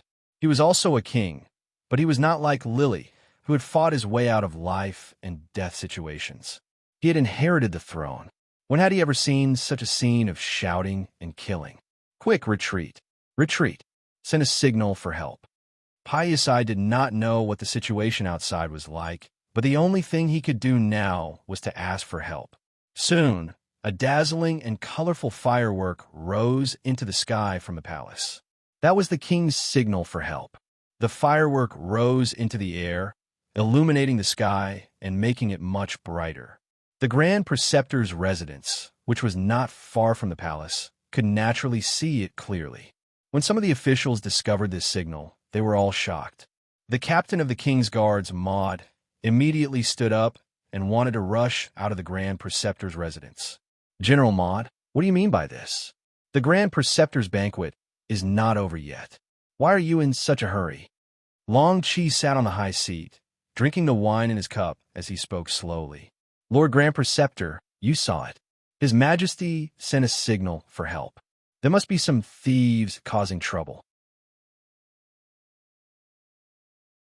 I want to go back and protect him. Maud hadn't thought that this matter would have anything to do with the Grand Preceptor. After all, this was an important minister. If anything happened to the king, it wouldn't be good for him. After cupping his fists and saying all this, Maud turned around and was about to leave with his 4 personal guards. However, a dozen or so guards from the Grand Preceptor's residence appeared in front of him. They all stood with their swords and blocked Maud's path. Grand Preceptor, what are you doing? He still hadn't reacted. Instead, he asked with a puzzled expression. From this point of view, this Maud had indeed relied on his connections to get to the top. His ability to adapt was too weak. He was no different from an idiot. Without directly answering Maud's question, Long Chi only looked up at the sky, then smiled and said, "The Grand Preceptor doesn't think that a signal for help. It must be a child's trick." What? How is that possible? This time, there was no need for Maud to say anything. The other ministers all looked at Long Chi with bewildered gazes. Anyone could tell how intense the firework explosion was. Other than the royal family, no one else could use it. Even if they had money, they couldn't buy it. However, the Grand Preceptor said that it was a child's trick. What did he mean by that? Some of the quick-witted people's expressions changed drastically. They thought to themselves, could it be that the Grand Preceptor was going to rebel? Could it be that he wanted to take the opportunity to rise to the top? Or had he already joined the mercenaries?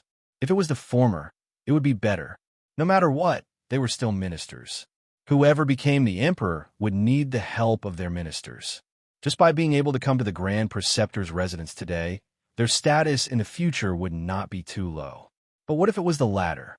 Once the mercenaries took control of this place, what else could they do? That was not changing the royal family, but changing the dynasty. A great purge was unavoidable. Could they still be as high and mighty as before? More and more people thought of what might happen, and more people looked at Long Chi with a different gaze. At this moment, Maud finally understood. He suddenly pointed his finger at Long Chi and said, "You actually want to rebel? Nonsense. Which eye of yours saw the Grand Preceptor rebelling?" Long Chi snorted angrily. Although he controlled the entire scene, he didn't want to cause any more trouble before the mercenaries arrived. Of course, he wouldn't admit that he was rebelling. Seeing that Long Chi was still pretending at this time, Maud was also very angry. He pointed his finger and said, "All right, if you're not rebelling, then do you dare to let this general out?" Maud had already thought it through. No matter what the Grand Preceptor's actions were, he would definitely mobilize an army to annihilate the Grand Preceptor's residence this time. In any case, this person had already walked together with Iguang, so he was his enemy. He would rather kill the wrong person than let him go. How could this little thought be hidden from Long Chi's eyes? To be able to become the Grand Preceptor, his IQ was definitely extremely high. He chuckled. Right now, This is a banquet held by the Grand Preceptor. The purpose of this banquet is to solve the various difficulties of the general at the front. Right now, we haven't even talked about the proper matters, so no one is allowed to leave. After casually finding a reason, Long Chi returned to his seat. In any case, this place was already under his control. It was impossible for Maud and his 4 personal guards to kill their way out. Come, everyone drink. Don't let such a small matter affect everyone's elegance. As he spoke, Long Chi really raised his cup to everyone. At this moment, he had no choice but to lower his head under the eaves. After a moment of hesitation, the other ministers raised their cups one after another. In their opinion, no matter what the outcome was, falling out with the Grand Preceptor now would not result in a good outcome. Didn't you see that more and more soldiers were appearing in the surroundings? Each of them held a large blade in their hands and had a fierce look on their faces. It was as if they would fight and take someone's life at the slightest disagreement.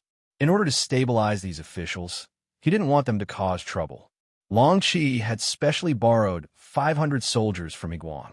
With these 500 people, it was enough to stabilize the situation here.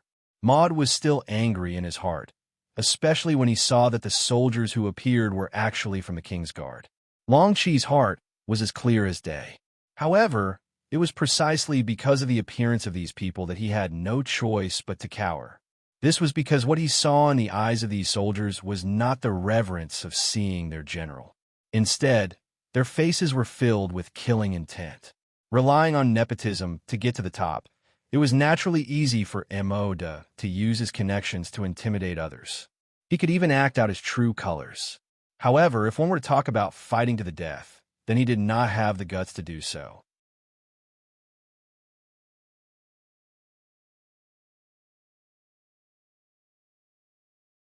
Chapter 589.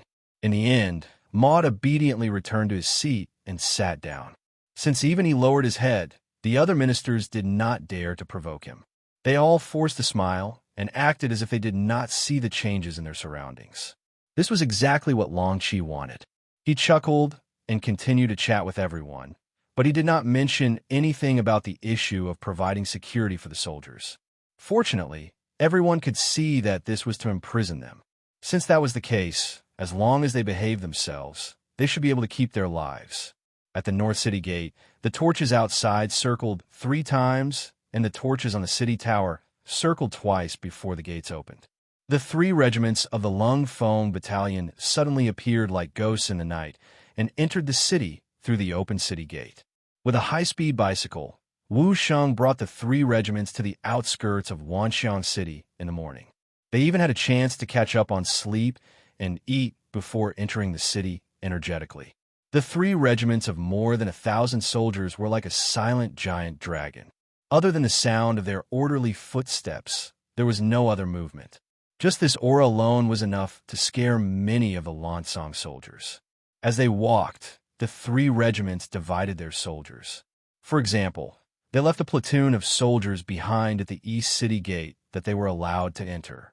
The creed of the Lung Fong Battalion was that they could trust their officers and comrades, but they would not easily trust others. For places like the city gate that could be attacked or retreated, it was better to leave their own people behind to make them feel more at ease. Political Commissar Chun, I will have to trouble you to make a trip to the Grand Tutor's residence and settle the matters there.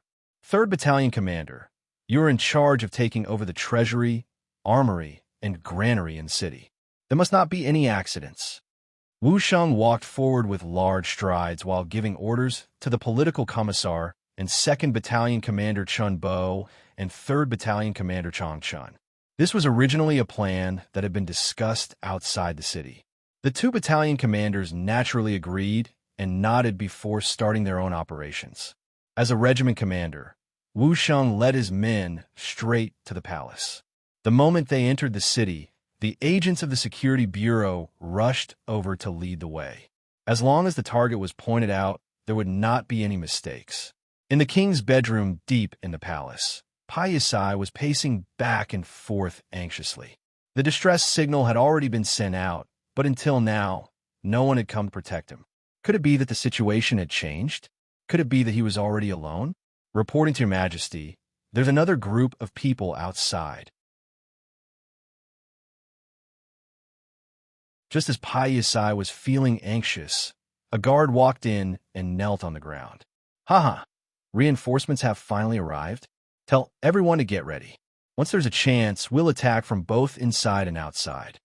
He thought that his reinforcements had finally arrived. At this moment, he was full of confidence.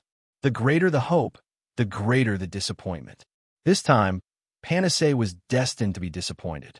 Although there were people coming, they were not his reinforcements.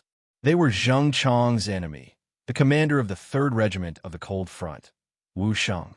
He Guang was guarding this place. After all, this place was of great importance. After knowing that the mercenaries had finally arrived, he tidied up his uniform and went to greet them. You are He Guang? Wu Sheng walked up to a general in armor and asked in a condescending manner. Yes, I am He Guang. He did not know why, but when he saw Wu Sheng, he felt a strong sense of oppression. There was even a murderous aura coming straight at him. This was a natural result of killing too many people on the battlefield. It was not something that He Guang, who had always stayed in the palace, could compare to. You've done well. Let me introduce myself. I'm the commander of the 3rd Regiment of the Cold Front, Wu Sheng. You can call me Commander Wu. All right, how's the situation? He continued to ask as he walked, but his eyes were observing the surroundings intentionally or unintentionally. Although the Security Bureau's intelligence said that He Guang was trustworthy, before the overall situation was settled, he should not let his guard down. When he heard that the other party was the commander of the Cold Front, He Guang immediately felt his aura weaken. In the past few days, he had learned about the mercenaries from various sources. He also knew that the Cold Front was the most powerful force among the mercenaries. Now that a commander had appeared, how could he not be nervous? Commander Wu, Your Majesty, no. Pasha is in the front yard of the palace. He still has a few hundred guards under him. Their skills and combat strength are not bad. He Guang gave a simple introduction of the situation. However, when Wu Sheng heard this, he did not think much of it. Their combat strength is not bad. Then I would like to see their strength. Come, where's the commander of the 4th Company? I'll give you 2 incense sticks time to beat them into submission. If you can't complete the mission, you're not allowed to eat meat for a week. Yes. As soon as he shouted, a loud voice answered. Then, a team of 100 people separated from the main force and approached the palace. All right, the 4th Company is the lowest company of the 3rd Regiment of the Cold Front. It's not the strongest. Wu Sheng said casually when he saw the 4th Company respond. This was a low-key show-off. However, He Guang still could not understand the meaning of this sentence. After all, the 4th Company had not shown their prowess yet. In his eyes, whether they were the strongest or not was not clear. However, it was only when the real battle began that he understood, especially in the dark night, when he saw the flying flames and deafening gunshots. Most importantly, the scene of people falling to the ground in the depths of the palace shocked him completely. With He Guang's strength, it would not be too difficult for him to eliminate these 500 people, but it would not be so easy. How was this a battle? It was a massacre. Every time a gunshot rang out, there would always be people falling to the ground. It was as if a spell had been cast on them. It was incomparably accurate. Although it was said to take 2 incense sticks time, in just 1 incense sticks time, the king's bedroom was hung with a white flag. There was no other way. In just a short while, more than 200 people had died. They did not even see the enemy's appearance. How are they going to fight this battle? This was clearly not a battle, but a waiting for death. He Guang's face was filled with shock. He wondered what would happen if he were to be the one leading the army. Wu Sheng had said that this wasn't their strongest attack. Wu Sheng had said that this wasn't their strongest attack. He Guang's face was filled with shock. He wondered what would happen if he were the one leading the army. It seemed that no matter how he thought about it, he could not change the outcome of being slaughtered. He Guang's expression changed drastically. All of this was seen by Wu Sheng from the corner of his eyes. He could not help but laugh. He had already learned from the Security Bureau that this He Guang would become a general like Hong Jin. If he did not beat him up once and for all and subdue him, it was inevitable that some unexpected problems would occur in the future. Presumably, After experiencing what happened today, He Guang would have to think carefully about any thoughts he had. The white flag was hung high, and the gunshot stopped. Then, King Pai Yisai walked out under the protection of a group of guards. Let's go. Let's welcome the surrendered king. This is not the first time we welcome a surrendered king. Of course, it won't be the last. Wu Sheng's heroic voice rang in everyone's ears. Naturally, the cold vanguard soldiers all puffed out their chests and looked proud. He Guang and the others' eyes were also shining. This was a real army, the strongest army. Now they were on the same side. Just thinking about it made them excited. The Grand Preceptor's residence. The banquet was still going on, and it seemed to be very lively. There was no other way. They were already surrounded, and their lives were already in the hands of others. If they did not drink now, when would they? Of course, no one would be stupid enough to really get drunk. After all, to them, drinking at this time was also a kind of mission or even an act. Ba ba ba, ba ba ba. Suddenly, concentrated gunshots came from the streets outside the mansion. It was the sound of the 3rd Battalion attacking the treasury, the armory, and the granary. As soon as the gunshots rang out, the banquet hall naturally heard it. Some people could no longer sit still. There was no movement. He could still pretend to be an ostrich and pretend that he did not know anything. However, gunshots rang out. How could he pretend? Mo just suddenly stood up. Because his movements were too big, he actually knocked the pot of wine in front of him to the ground. However, he did not feel it all. Instead, he looked at Long Qi and said, "Lord Imperial Preceptor, are children still playing now? Oh, maybe they're the ones setting off firecrackers." Hearing the gunshots, Long Qi knew that the mercenaries had entered the city. At this moment, Long Qi's heart calmed down. When he looked at Emoda, he was naturally even more fearless. You're bullshitting." Long Qi's ability to lie with his eyes wide open infuriated Emoda. He could no longer hold it in and started cursing loudly. "Bastard, Emoda, clean your mouth. Otherwise, I don't mind sealing your mouth." What kind of status did Long Qi have? At this moment, victory was in his grasp. How could he be afraid of the other party's threats and intimidation? "You dare." Knowing that there was no way out, Emoda also showed his ferocity. He did not flare up just now because he also held onto a sliver of hope. That was, without him appearing, the king would be able to solve the problem. But now, even gunshots could be heard outside. It was obvious that his hope had turned into a dream. At this moment, he had to rely on himself. Emoda, who had no way out, decided to show his might and rush out. However, he definitely couldn't beat the guards outside, so he set his target on Long Qi. If he could capture this person alive, perhaps he would have a chance to escape. Protect the Imperial Preceptor. The 6 guards nearby saw that something was wrong with Emoda's mood. After shouting, they drew their swords and rushed forward. At this moment, Emoda also rushed over with 4 guards. In an instant, they started fighting, and the banquet became incomparably chaotic.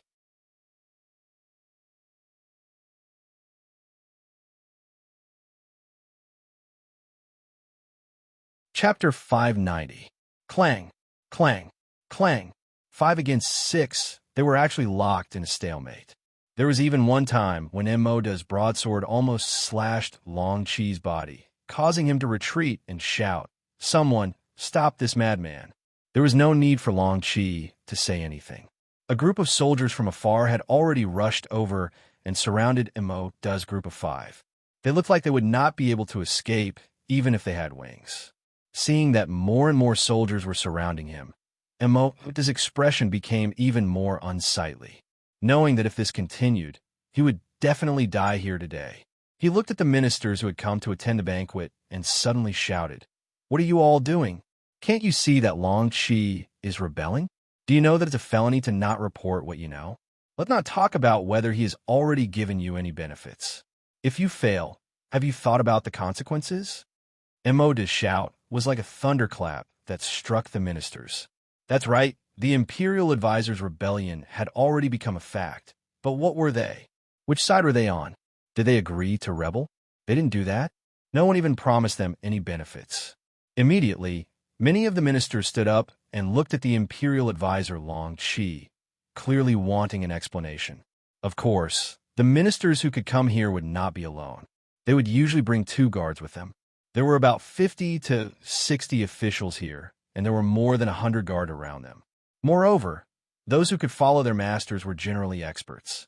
As soon as they stood up, the servants who had long heard the commotion and ran over to watch the show became nervous. Some of them even reached out to touch their waists, looking as if they would attack at any time. With so many ministers standing up, Long Qi instinctively stood up and retreated. Although it was true that this was his residence and he had made some arrangements, most of the soldiers were in charge of the periphery. The guards around him were not very strong.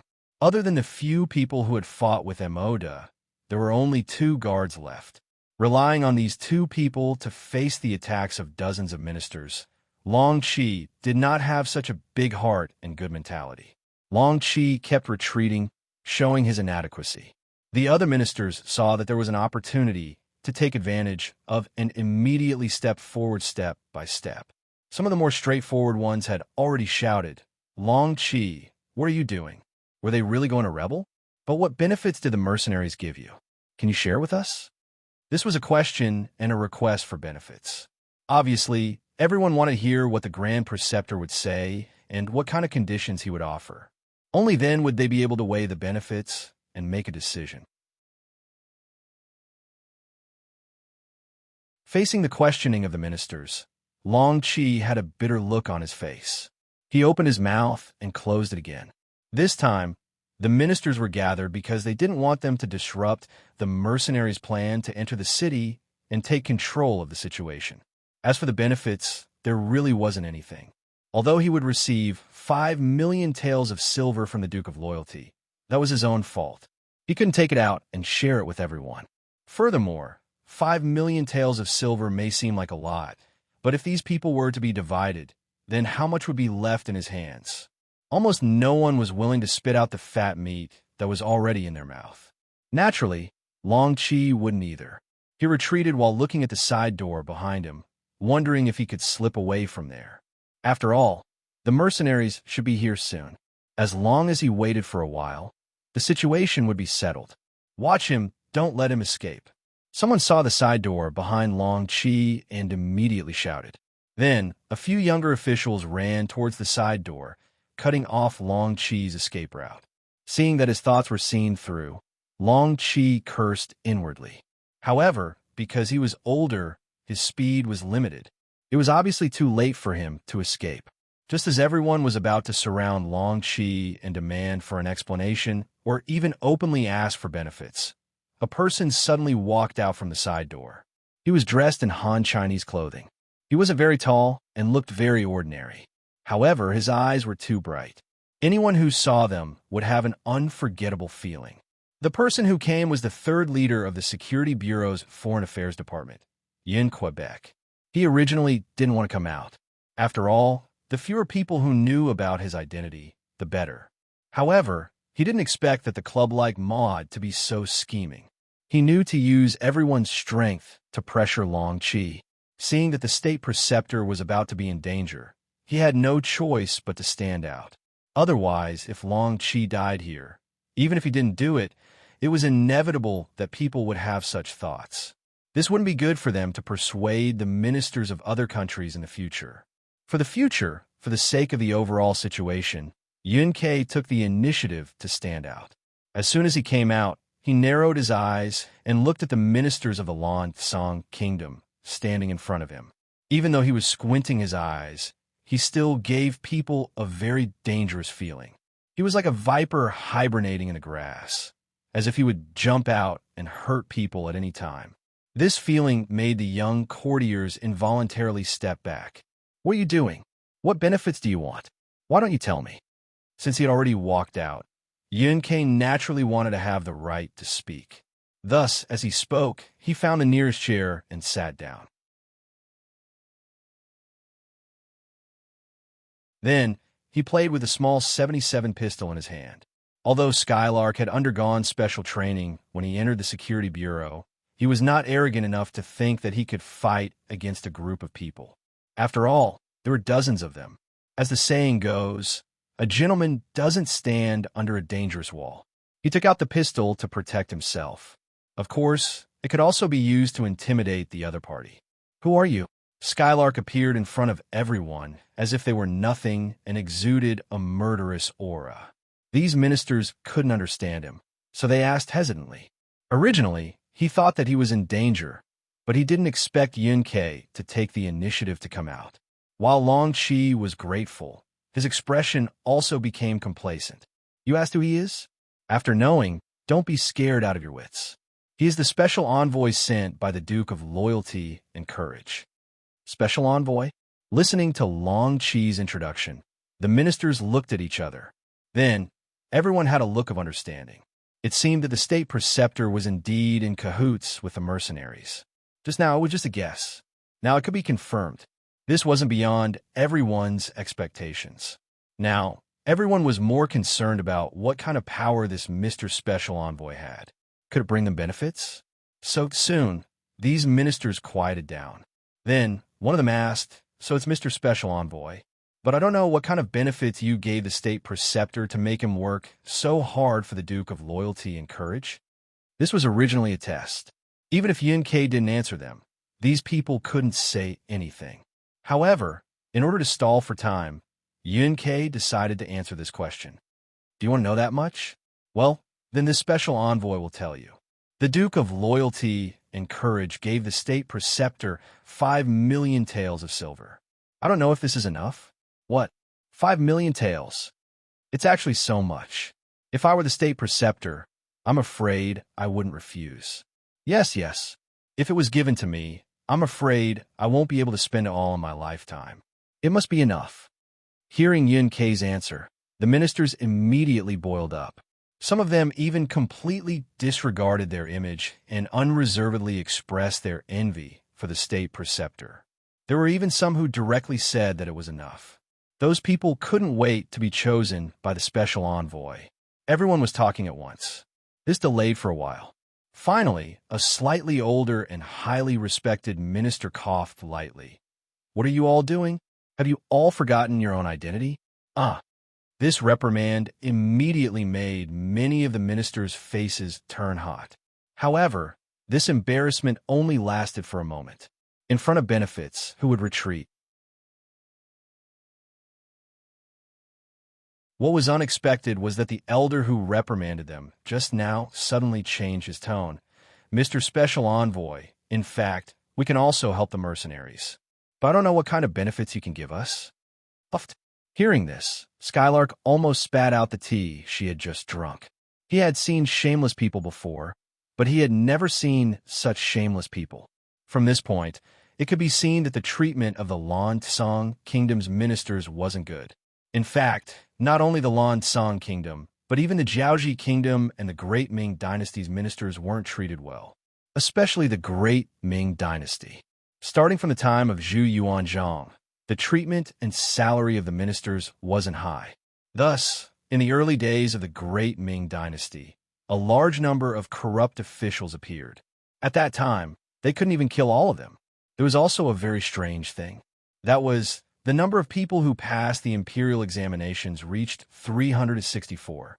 However, in the second year, the number of corrupt officials who were punished also reached 364.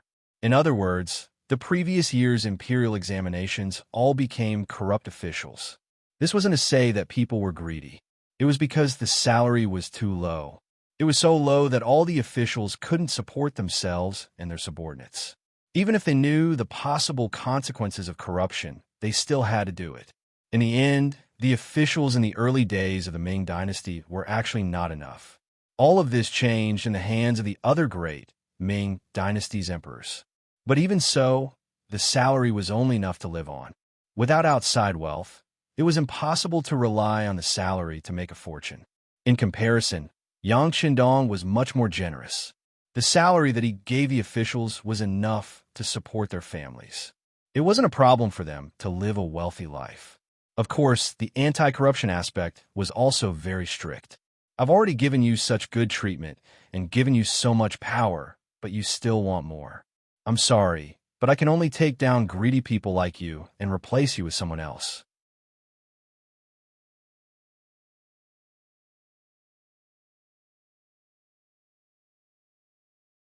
Chapter 591. Speaking of which, the ministers of the Lan Tsang kingdom looked at Yunk expectantly. Their greedy faces were all exposed.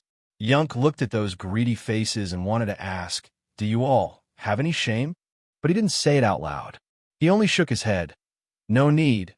We don't need anyone else's help. Wanxiang City already belongs to the mercenary army. So you don't have the silver, but if you cooperate well, you can still save your lives." Their expectant faces only got them to save their lives. Everyone was instantly unhappy. What was the meaning of this? We are the ministers of the Lan Tsang kingdom and have a lot of power in our hands. Even if we can't get 5 million silver taels like the imperial tutor who became the commander of the ministers, we should still be worth 1,000,000 or a few 100,000 silver taels. Now, we aren't even given a single silver tael and only said that we can save our lives. Do you really think that we are weak? Do you really think that we can't do anything if we work together? The angry ministers all had ugly expressions. Some of them not only showed their dissatisfaction on their faces, but they also used their actions to get closer to Yunk. They wanted to capture this envoy and hand him over to His Majesty to receive a reward. At the very least, they could capture him and trade with the mercenary army for a large sum of silver taels. Yunk already expected that these ministers would turn hostile at any time. A cold and murderous aura flashed across his eyes, and he raised his gun. One of the officials who was walking at the front was immediately shot. Blood splashed out from his chest, and then more and more blood flowed out. Finally, he was forced to the point where he lost all strength and fell to the ground with a plop. Without warning, a gunshot rang out, frightening the courtiers who were moving forward. Out of instinct, they stopped moving forward and looked at Skylark and the black pistol in his hand with a dazed expression. With their knowledge, they naturally knew that it should be a gun. But it was the first time they saw such a small gun, especially since the power of this gun wasn't small. One shot could be fatal. While everyone was still in a daze, Yunk had already opened her mouth and said, "I didn't want to deal with you. It was you who wanted to harm me. This is called self-defense, you know? Of course, I still have 50 bullets in this pistol. Now that I've killed one person, I can still kill 49 people. If anyone wants to die, you can come forward and give it a try." It was obviously a lie. The Type 77 pistol only had a capacity of 7 rounds, but Skylark was lying through his teeth, saying that it had a capacity of 50 rounds and was not afraid of being exposed. Not for any other reason, but because he understood people's psychology too well. Everyone was afraid of death, and no one wanted to die. This made it impossible for his lie to be exposed. Sure enough, when they heard that the pistol could fire 50 bullets at once, the faces of the officials changed drastically. Although this was somewhat beyond their understanding, and in their imagination, the flintlock had to be reloaded after firing a shot, but looking at Skylark's confident expression, no one really dared to try it. It didn't matter if no one tried it, but there were always people who reacted quickly. Usually, these people wouldn't rush to the front of everything. So in order to see if what Skylark said was true, a smart official who still wanted to control the other side said, "Don't listen to his nonsense. How can there be such a powerful gun in the world? Come, let's go together and see what he's going to do." As he spoke, he pushed the waist of one of his colleagues who was caught off guard. That person was caught off guard and rushed forward. Bang! Another gunshot sounded, and that person fell to the ground. He didn't immediately die, but he didn't look at Skylark sitting there. Instead, he looked back and wanted to see who pushed him. He wanted to F***CK this person's 8 generations of ancestors. Sure enough, it can fire continuously. There were still some officials who reacted a bit slower. They didn't pay attention to how someone had the guts to test the gun. They only saw that the gun was indeed not reloaded before it fired a second shot. "I don't believe he can really fire 50 shots. It was still that person who spoke, and then he pushed the other 2 officials beside him. Bang, bang. A series of gunshots sounded, and another 2 people fell to the ground. It was only a dozen meters away, so Skylark didn't need to aim at all. He only needed to shoot based on his intuition, and he could hit the target. It really is a good gun. Hey, no, those 2 people just now seemed to have been pushed by someone. The officials finally reacted and finally felt that something was wrong. Immediately, they turned around and looked, and then one by one, they put up a defensive look. 3 scapegoats had already been pushed out, and no one could guarantee that they wouldn't be the next one. For safety reasons, of course, it was better to stay as far away from others as possible. For people had already died, and everyone had a clearer understanding of the gun in Skylark's hand. Really, no one dared to try it, so the smart people couldn't find scapegoats even if they wanted to. At this moment, the situation was deadlocked. Haha, it's so lively. A series of dense footsteps entered everyone's ears, and then a group of soldiers in military green camouflage clothes poured into the Grand Tutor's residence in rows. The one who spoke first was a young man who seemed to have a somewhat scholarly temperament. As these soldiers entered, the Lansong soldiers who were originally responsible for the safety of the Grand Tutor's residence all nervously retreated. Naturally, they had already received the notice that the mercenaries would be coming, but when they really faced them, a strong sense of pressure arose, causing them to have no choice but to retreat. Mercenaries? Is he the loyal Duke? When a cold vanguard entered the courtyard, it naturally attracted everyone's attention. Then, someone shouted, and then everyone looked at the leader, 2nd Battalion Commander Chen Bo, with astonishment. Because of the lack of information, not many people in the Lansong Kingdom had seen Yang Chendong before. Unfortunately, some people were lucky enough to see him, but they didn't come back, and this made him a legend. He was young, and he used to be a scholar. This was the most direct impression of him. Chen Bo was very young, and he had a scholarly temperament, so it was no wonder that everyone had such an impression of him and mistook him for the Ming Dynasty's loyal duke. Originally, when he heard someone shouting the loyal duke's name, Chen Bo was also startled, thinking that the 6th young master had come here first. However, when he thought about it carefully, he realized that it was impossible. There was no need for him to take such a risk.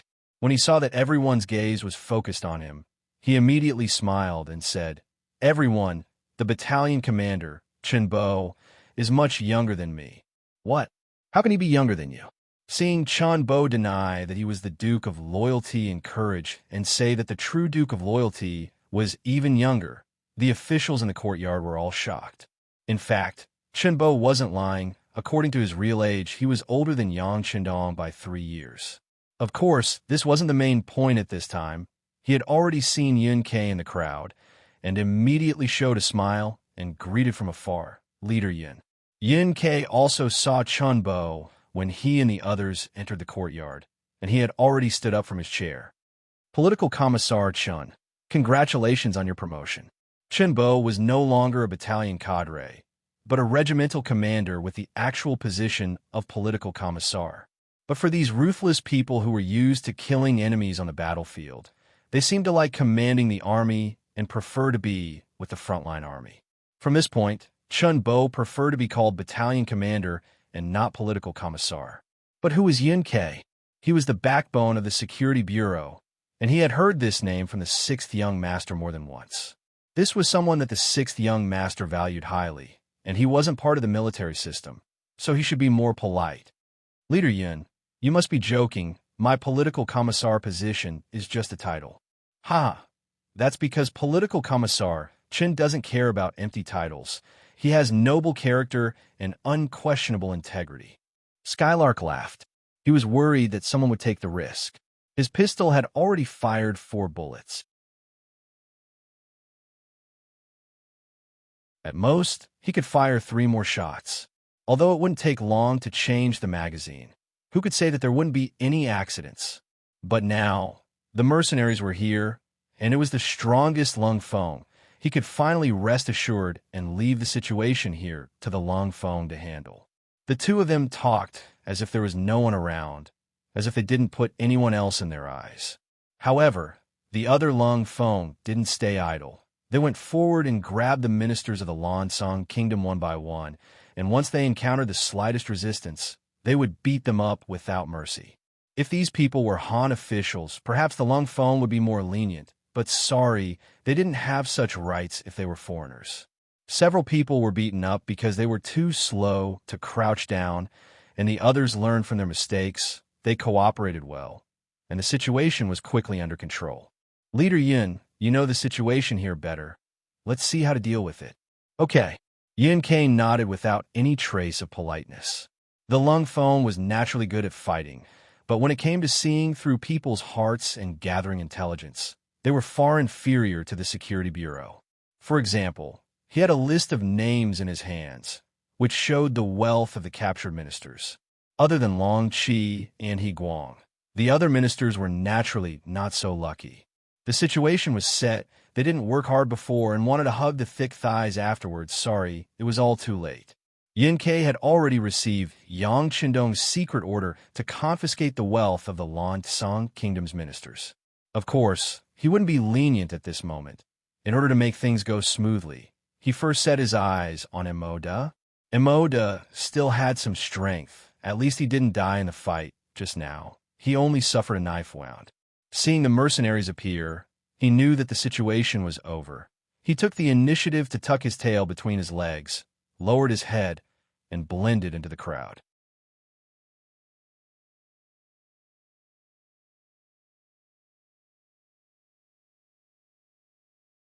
Chapter 592.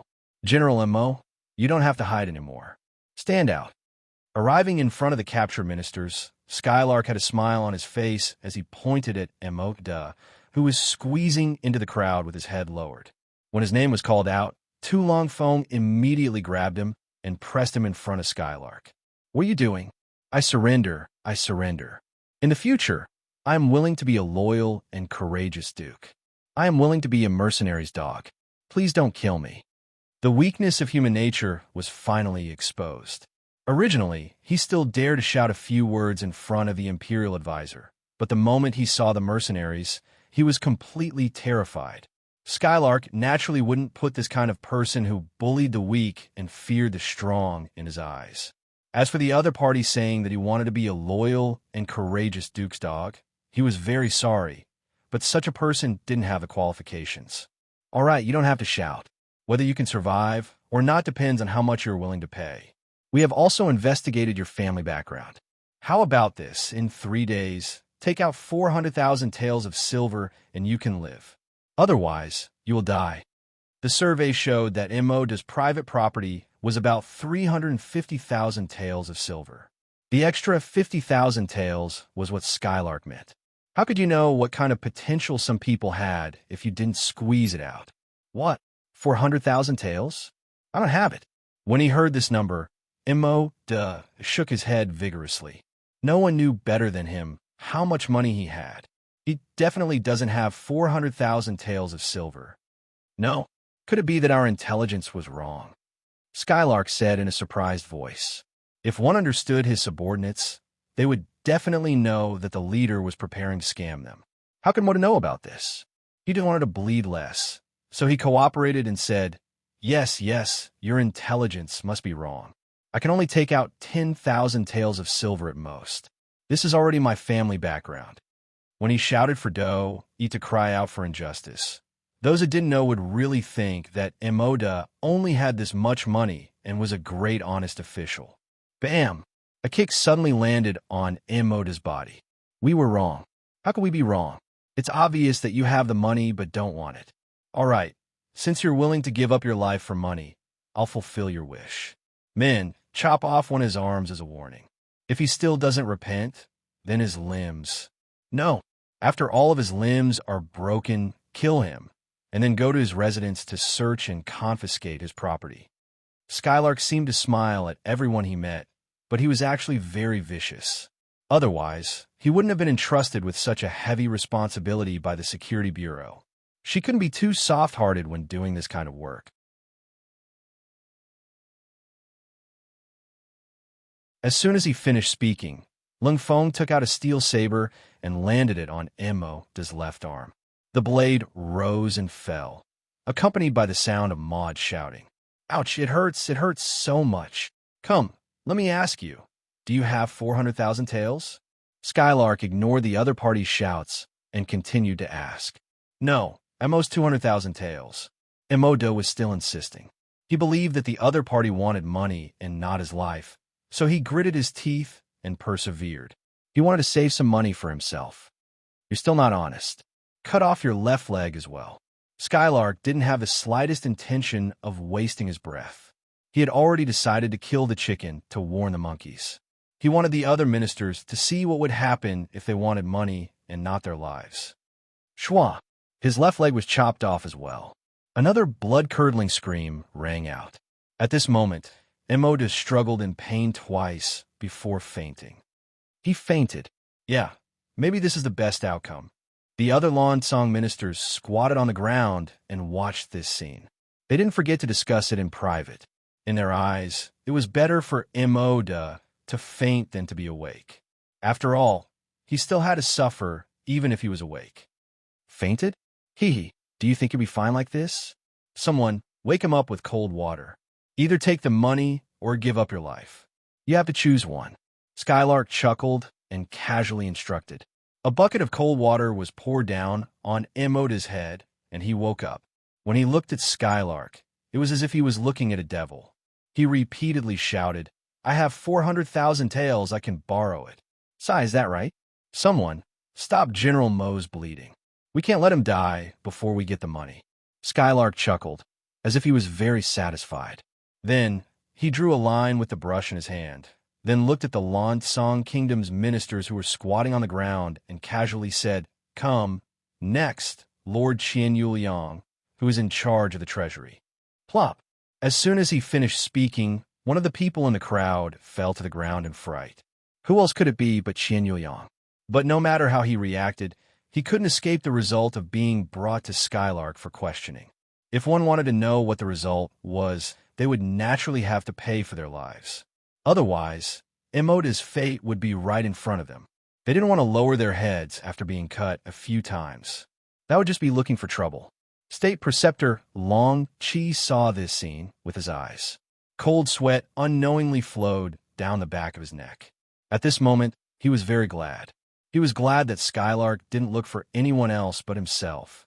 He was glad that he tactfully agreed to the other party's request. Otherwise, he was afraid that he would have lost both his life and money.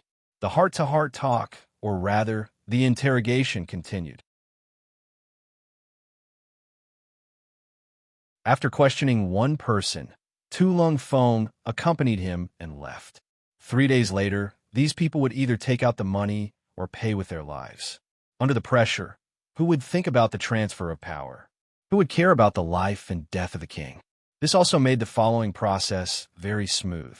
That night, the 3 battalions separately attacked the Lan Song Kingdom's treasury, armory, and granary.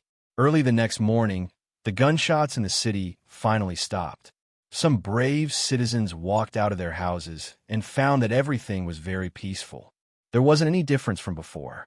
If there was a difference, it would be that on the streets, one could hear the sounds of cursing coming from an official's residence. Also, one could see soldiers in green military uniforms patrolling the streets with the king's guards. With the experience of taking down Hanei City, it wasn't so complicated to deal with Wanxiang City. First, confiscate the property, then stabilize the situation. After that, all they had to do was wait for the 6th young master to bring the knowledgeable youths from Qiqian City to take over this place. King Pai Yisai was placed under house arrest in a small courtyard. His food and drink were all sent to him. He had completely lost his freedom. Originally, the king still had a glimmer of hope. When the sun rose, he thought that there would be some loyal subjects coming to save him. However, after waiting from morning till night, there was no movement at all. He knew that he, the king, had been abandoned by his subjects. How would he know that all the subjects were now raising money to buy their own lives? How would they have the time to care about the lives of others? Even if he was the king, he was also thrown to the back of their minds. The occupied granaries started to sell rice. Once the people had something to eat, they became very obedient. The situation in the city stabilized. 3 days later, Some of the subjects handed over the ransom. In order to survive, they really used all kinds of methods. Apart from the houses that Lung Feng had told them to confiscate, they sold everything else that they could. Some of them even sold their own concubines just to save up enough money to survive. Fortunately, those who could become subjects often had the support of some people behind them. It wasn't too difficult to borrow money from them. Therefore, more than 80% of the subjects handed over enough money in the stipulated time and didn't have to worry about their lives. Of course, there were also 20% who didn't have that much money. Yunk naturally wouldn't be polite. Since he said it, he had to do it. Otherwise, how could he intimidate others? Immediately, those people had their limbs chopped off and were hung on the city gate tower. This scene made many of the subjects feel that it was a close call. 3 days later, Yunk had an extra 14 million taels of silver in his hands. Most of this was provided by the subjects. A small amount was obtained from the Lan Tsang Kingdom's treasury. From this point, it could be seen that any country had some foundation. A small Wanxiang city could squeeze out 10 million taels of silver. What if it was the entire Lan Tsang Kingdom? What if the target was the Great Ming Dynasty? Just like the end of the Great Ming Dynasty, there was no money in the treasury. All the money was in the hands of the subjects and merchants. This caused the country to have no money to raise an army. In the end, it was destroyed by slave Jian. Then, in order to save their lives, the subjects and merchants took out an unknown amount of gold and silver to give to slave Jian. This also caused Emperor Chongzhen, who knew all of this, to shout before he died, "Kill all the subjects." Now that he thought about it, it did make some sense. On the 5th day, the main force of the mercenary army finally arrived at Wanxiang City. Accompanying them were 50,000 young men who had long been prepared. They would use their knowledge to infect everyone around them so that they could become a member of the Yang family as soon as possible. In the Lansang Kingdom's palace, Yang Qindong summoned Captain Wu Sheng, Yunk, and the others. After listening to their reports, he nodded his head in satisfaction and praised them. After Yunk reported that they obtained 14 million taels of silver, Yang Qindong laughed out loud. "See, wealth comes so quickly in war. Since that is the case, we still need 3 million taels of silver from Long Qi.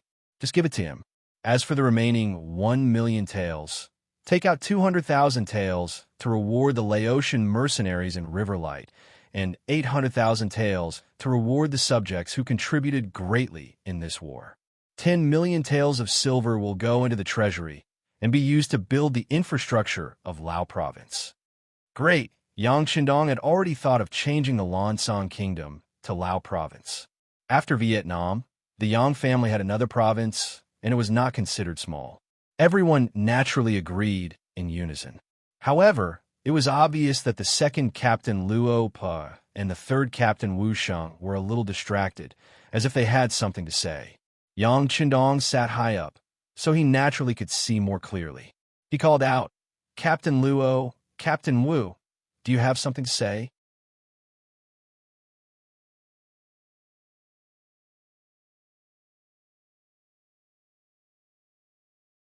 Chapter 593. Sixth Young Master. Now that the Lan Tsang Kingdom has been destroyed, who are we going to destroy next? The two commanders asked excitedly. It was obvious that they were addicted to the war. It depends on the situation. All right, is there any news about Fan Yuhai from the Security Bureau? Yang Qindong laughed. He liked the morale of his subordinates. However, food had to be taken one bite at a time. Otherwise, not only would they not be able to finish the second bite, they would also vomit the first bite. Yunk, who had been prepared for this question, replied respectfully. "Sixth Young Master, there's information that after Fan Yuhai was defeated in Sangnu City, he took 5,000 elite cavalry to Siam. Siam was a title given by the Ming Dynasty. They called themselves the Ming Dynasty, which was the current Thailand. This Fan Yuhai knows what I want to do. Sigh, I can't bear to kill such a person." Yang Qindong couldn't help but smile. This person seemed to be afraid that he didn't have enough territory and could always find a new enemy for the mercenaries to conquer. There was an excuse again. Yang Shandong was all smiles, then arranged for someone to go to Siam and ask them to hand over Fan Yuhai. Otherwise, they will have to bear the consequences. During this time, we have to divide the land among the rich and stabilize the situation in Lao Province. We have to speed up the communication between Lao Province and Vietnam so that they can communicate with each other. The mercenaries shouldn't be idle either. Eliminate the opposing forces in Lao Province as soon as possible. In short, before we attack other countries, we have to stabilize this place. If we don't achieve this goal, the 2nd and 3rd regiments won't participate in the next war. Please be at ease, 6th young master. We will definitely resolve the problem here in the shortest time possible. Luo Pe and Wu Sheng replied with an anxious look on their faces when they heard this. Following the 6th young master meant that they could fight wars, eat meat, and be promoted quickly. Right now, it was just that the requirements for Lung Feng's assessment were a little too high. Once they had enough soldiers, they would most likely have the qualifications to become division commanders. If they were really forced to stay here because of the security issues in Laos, wouldn't they miss out on a great opportunity? This was something they absolutely could not allow to happen. Crimson City. More than 4 million Han Chinese had settled down here, and the entire Ryukyu Island had been unified. The development of the entire island also began to speed up, especially Crimson City, which was the center of political, cultural, economic, and scientific development. It was a scene of prosperity. With Yang Qindong's approval, Qiqian City had nearly doubled in size.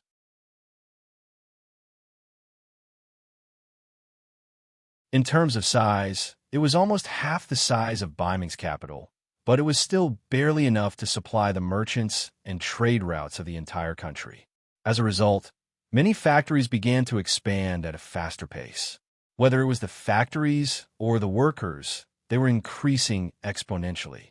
Wan Xiaochun, as an outstanding political teacher, had a lot of work to do. With so many new people joining, whether it was ideological work or teaching them how to read and write, he was so busy that he felt like he did not have enough time. However, he did not complain at all. Instead, he worked tirelessly. In the words of his parents and sister, he was still young, so there was nothing wrong with working and learning more. Otherwise, when he was old, he would not have so much energy to learn. Even though he could only sleep about 6 hours a day because of how busy he was, Wan Xiaochun did not slack off at all. This was because he knew how much attention the Wan family had attracted, and many people were jealous of them. His father, Wan Qi, was the factory manager of the power plant. His mother, Zhou Hua, was the director of the main garment factory. Just the workers in the few factories under her command added up to more than 100,000 people.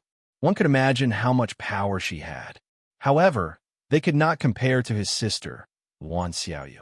At that time, she was the head of Crimson City's propaganda department. Whenever she had free time, she would go to the palace that everyone in Crimson City admired to accompany the 6th young master's 3 wives. Sometimes, she would even spend the night there. There was news that when Wan Xiaoyu turned 18, she would become the new wife of the 6th young master. The wife of the 6th young master, how noble was that?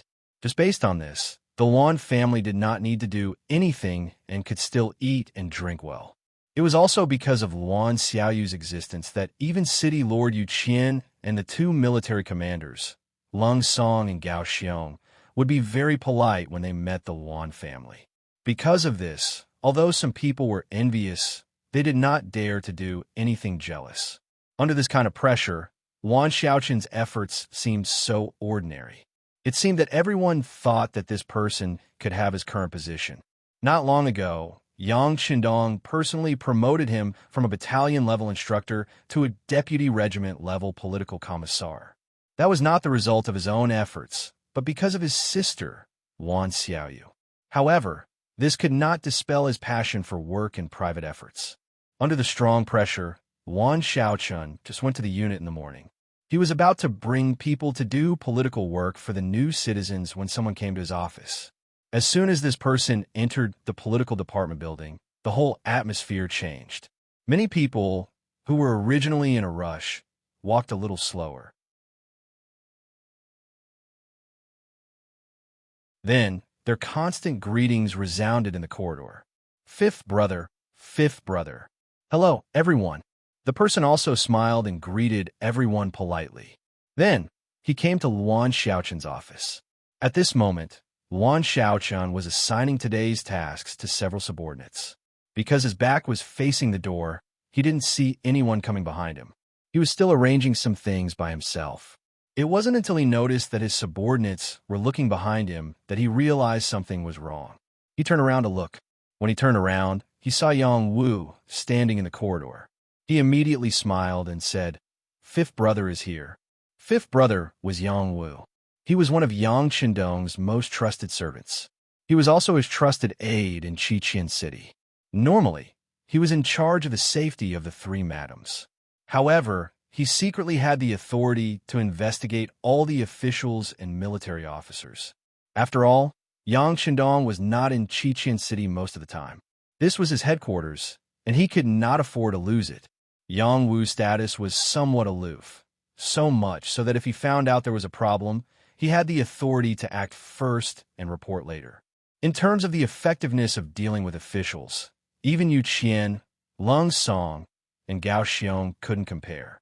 In principle, he could even investigate the three of them. Of course, the three of them also had the authority to monitor Yang Wu. This was mutual supervision. With his aloof status, Yang Wu became the most popular person in Qiqian City. No matter where he appeared, he would naturally cause a storm. Many times, following his appearance, who knew how many corrupt officials would fall off their horses? Of course, they came to see Luan Xiaochun today, not to investigate him. This was something that everyone had reached a consensus on. What a joke. His sister was the future wife of the sixth young master. That meant that she would be Yang Wu's future mistress. No matter how bold he was, he would not dare to touch the mistress's brother without asking for permission. "Xiaochun, don't be busy. The young master has given an order," Yang Wu said with a smile on his face. He had a good impression of Luan Xiaochun. He clearly had the qualifications to be his silk pants, but he did things with propriety. He would not do things that should not be done by him. If everyone was like this, his job would be much easier. The young master has given an order. Since it was the young master that Yang Wu spoke of, only Yang Qindong could take on the responsibility. Knowing this, Luan Xiaochun became a lot more serious. He stood at attention, puffed out his chest, and raised his head, waiting for the order to be given. Yang Wu also became a lot more serious. He opened his mouth and said, "The young master has given an order. From today onwards, Luan Xiaochun will be the governor of Lao Province. Immediately hand over the work in your hands." 3 days later, you will take the ship to take up the post. 1452 AD, 3rd month, 20th day. After saying this with a serious face, Yang Wu's smile returned to his face. "Congratulations, Xiaochun." Luan Xiaochun was still in shock and had not recovered. How did he become the governor of a province? And what did Lao Province mean? Why hadn't he heard of it before? Seeing that Luan Xiaochun was still in shock, Yang Wu seemed to know what he was thinking. He smiled and explained, "Lao Province is the Lan Song Kingdom. The young master had just led his troops to conquer it. In the future, it will be one of our provinces, just like Yunnan Province. There are a lot of things waiting to be done. There will be room for you, Xiaochun, to perform, hee. The news of the Lan Song Kingdom's destruction had not been officially announced. Many people did not know. Now that it was announced by Yang Wu, naturally no one would doubt it. However, it still caused a huge uproar. It had been less than 2 months since the sixth young master left Qiqian City, and he actually destroyed another country. Their sixth young master was really powerful. The voices of other people were still ringing in his ears. Luan Xiaochun was already shocked by this appointment. Although it could be said that the political department had become a behemoth like the military, especially the political assessment of officers and soldiers, this department's power had become more and more powerful. However, there were also a lot of talents here. It was too difficult to stand out here, and it was even more difficult to achieve results. However, if he could go to Laos to be the governor, it would be completely different.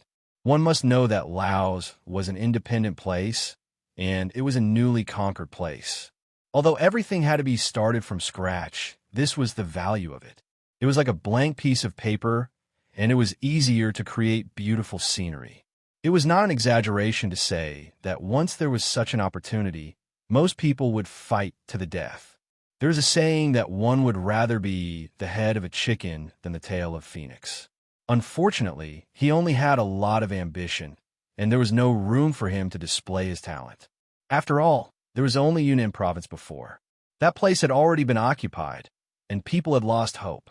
Now that Laos had just been conquered, the sixth young master's order was given. The intention of training was very obvious. How could Luan Xiaochun, who was originally smart, not understand the reason behind it? You're tuning in to the Romance Rendezvous YouTube channel. We're so grateful for your support, and don't forget to subscribe to join us on this incredible journey through captivating stories. Your generosity through donations truly makes a world of difference, as it's the primary source of revenue that allows me to expand and enhance this channel for you. Thank you from the bottom of my heart for being a part of this adventure.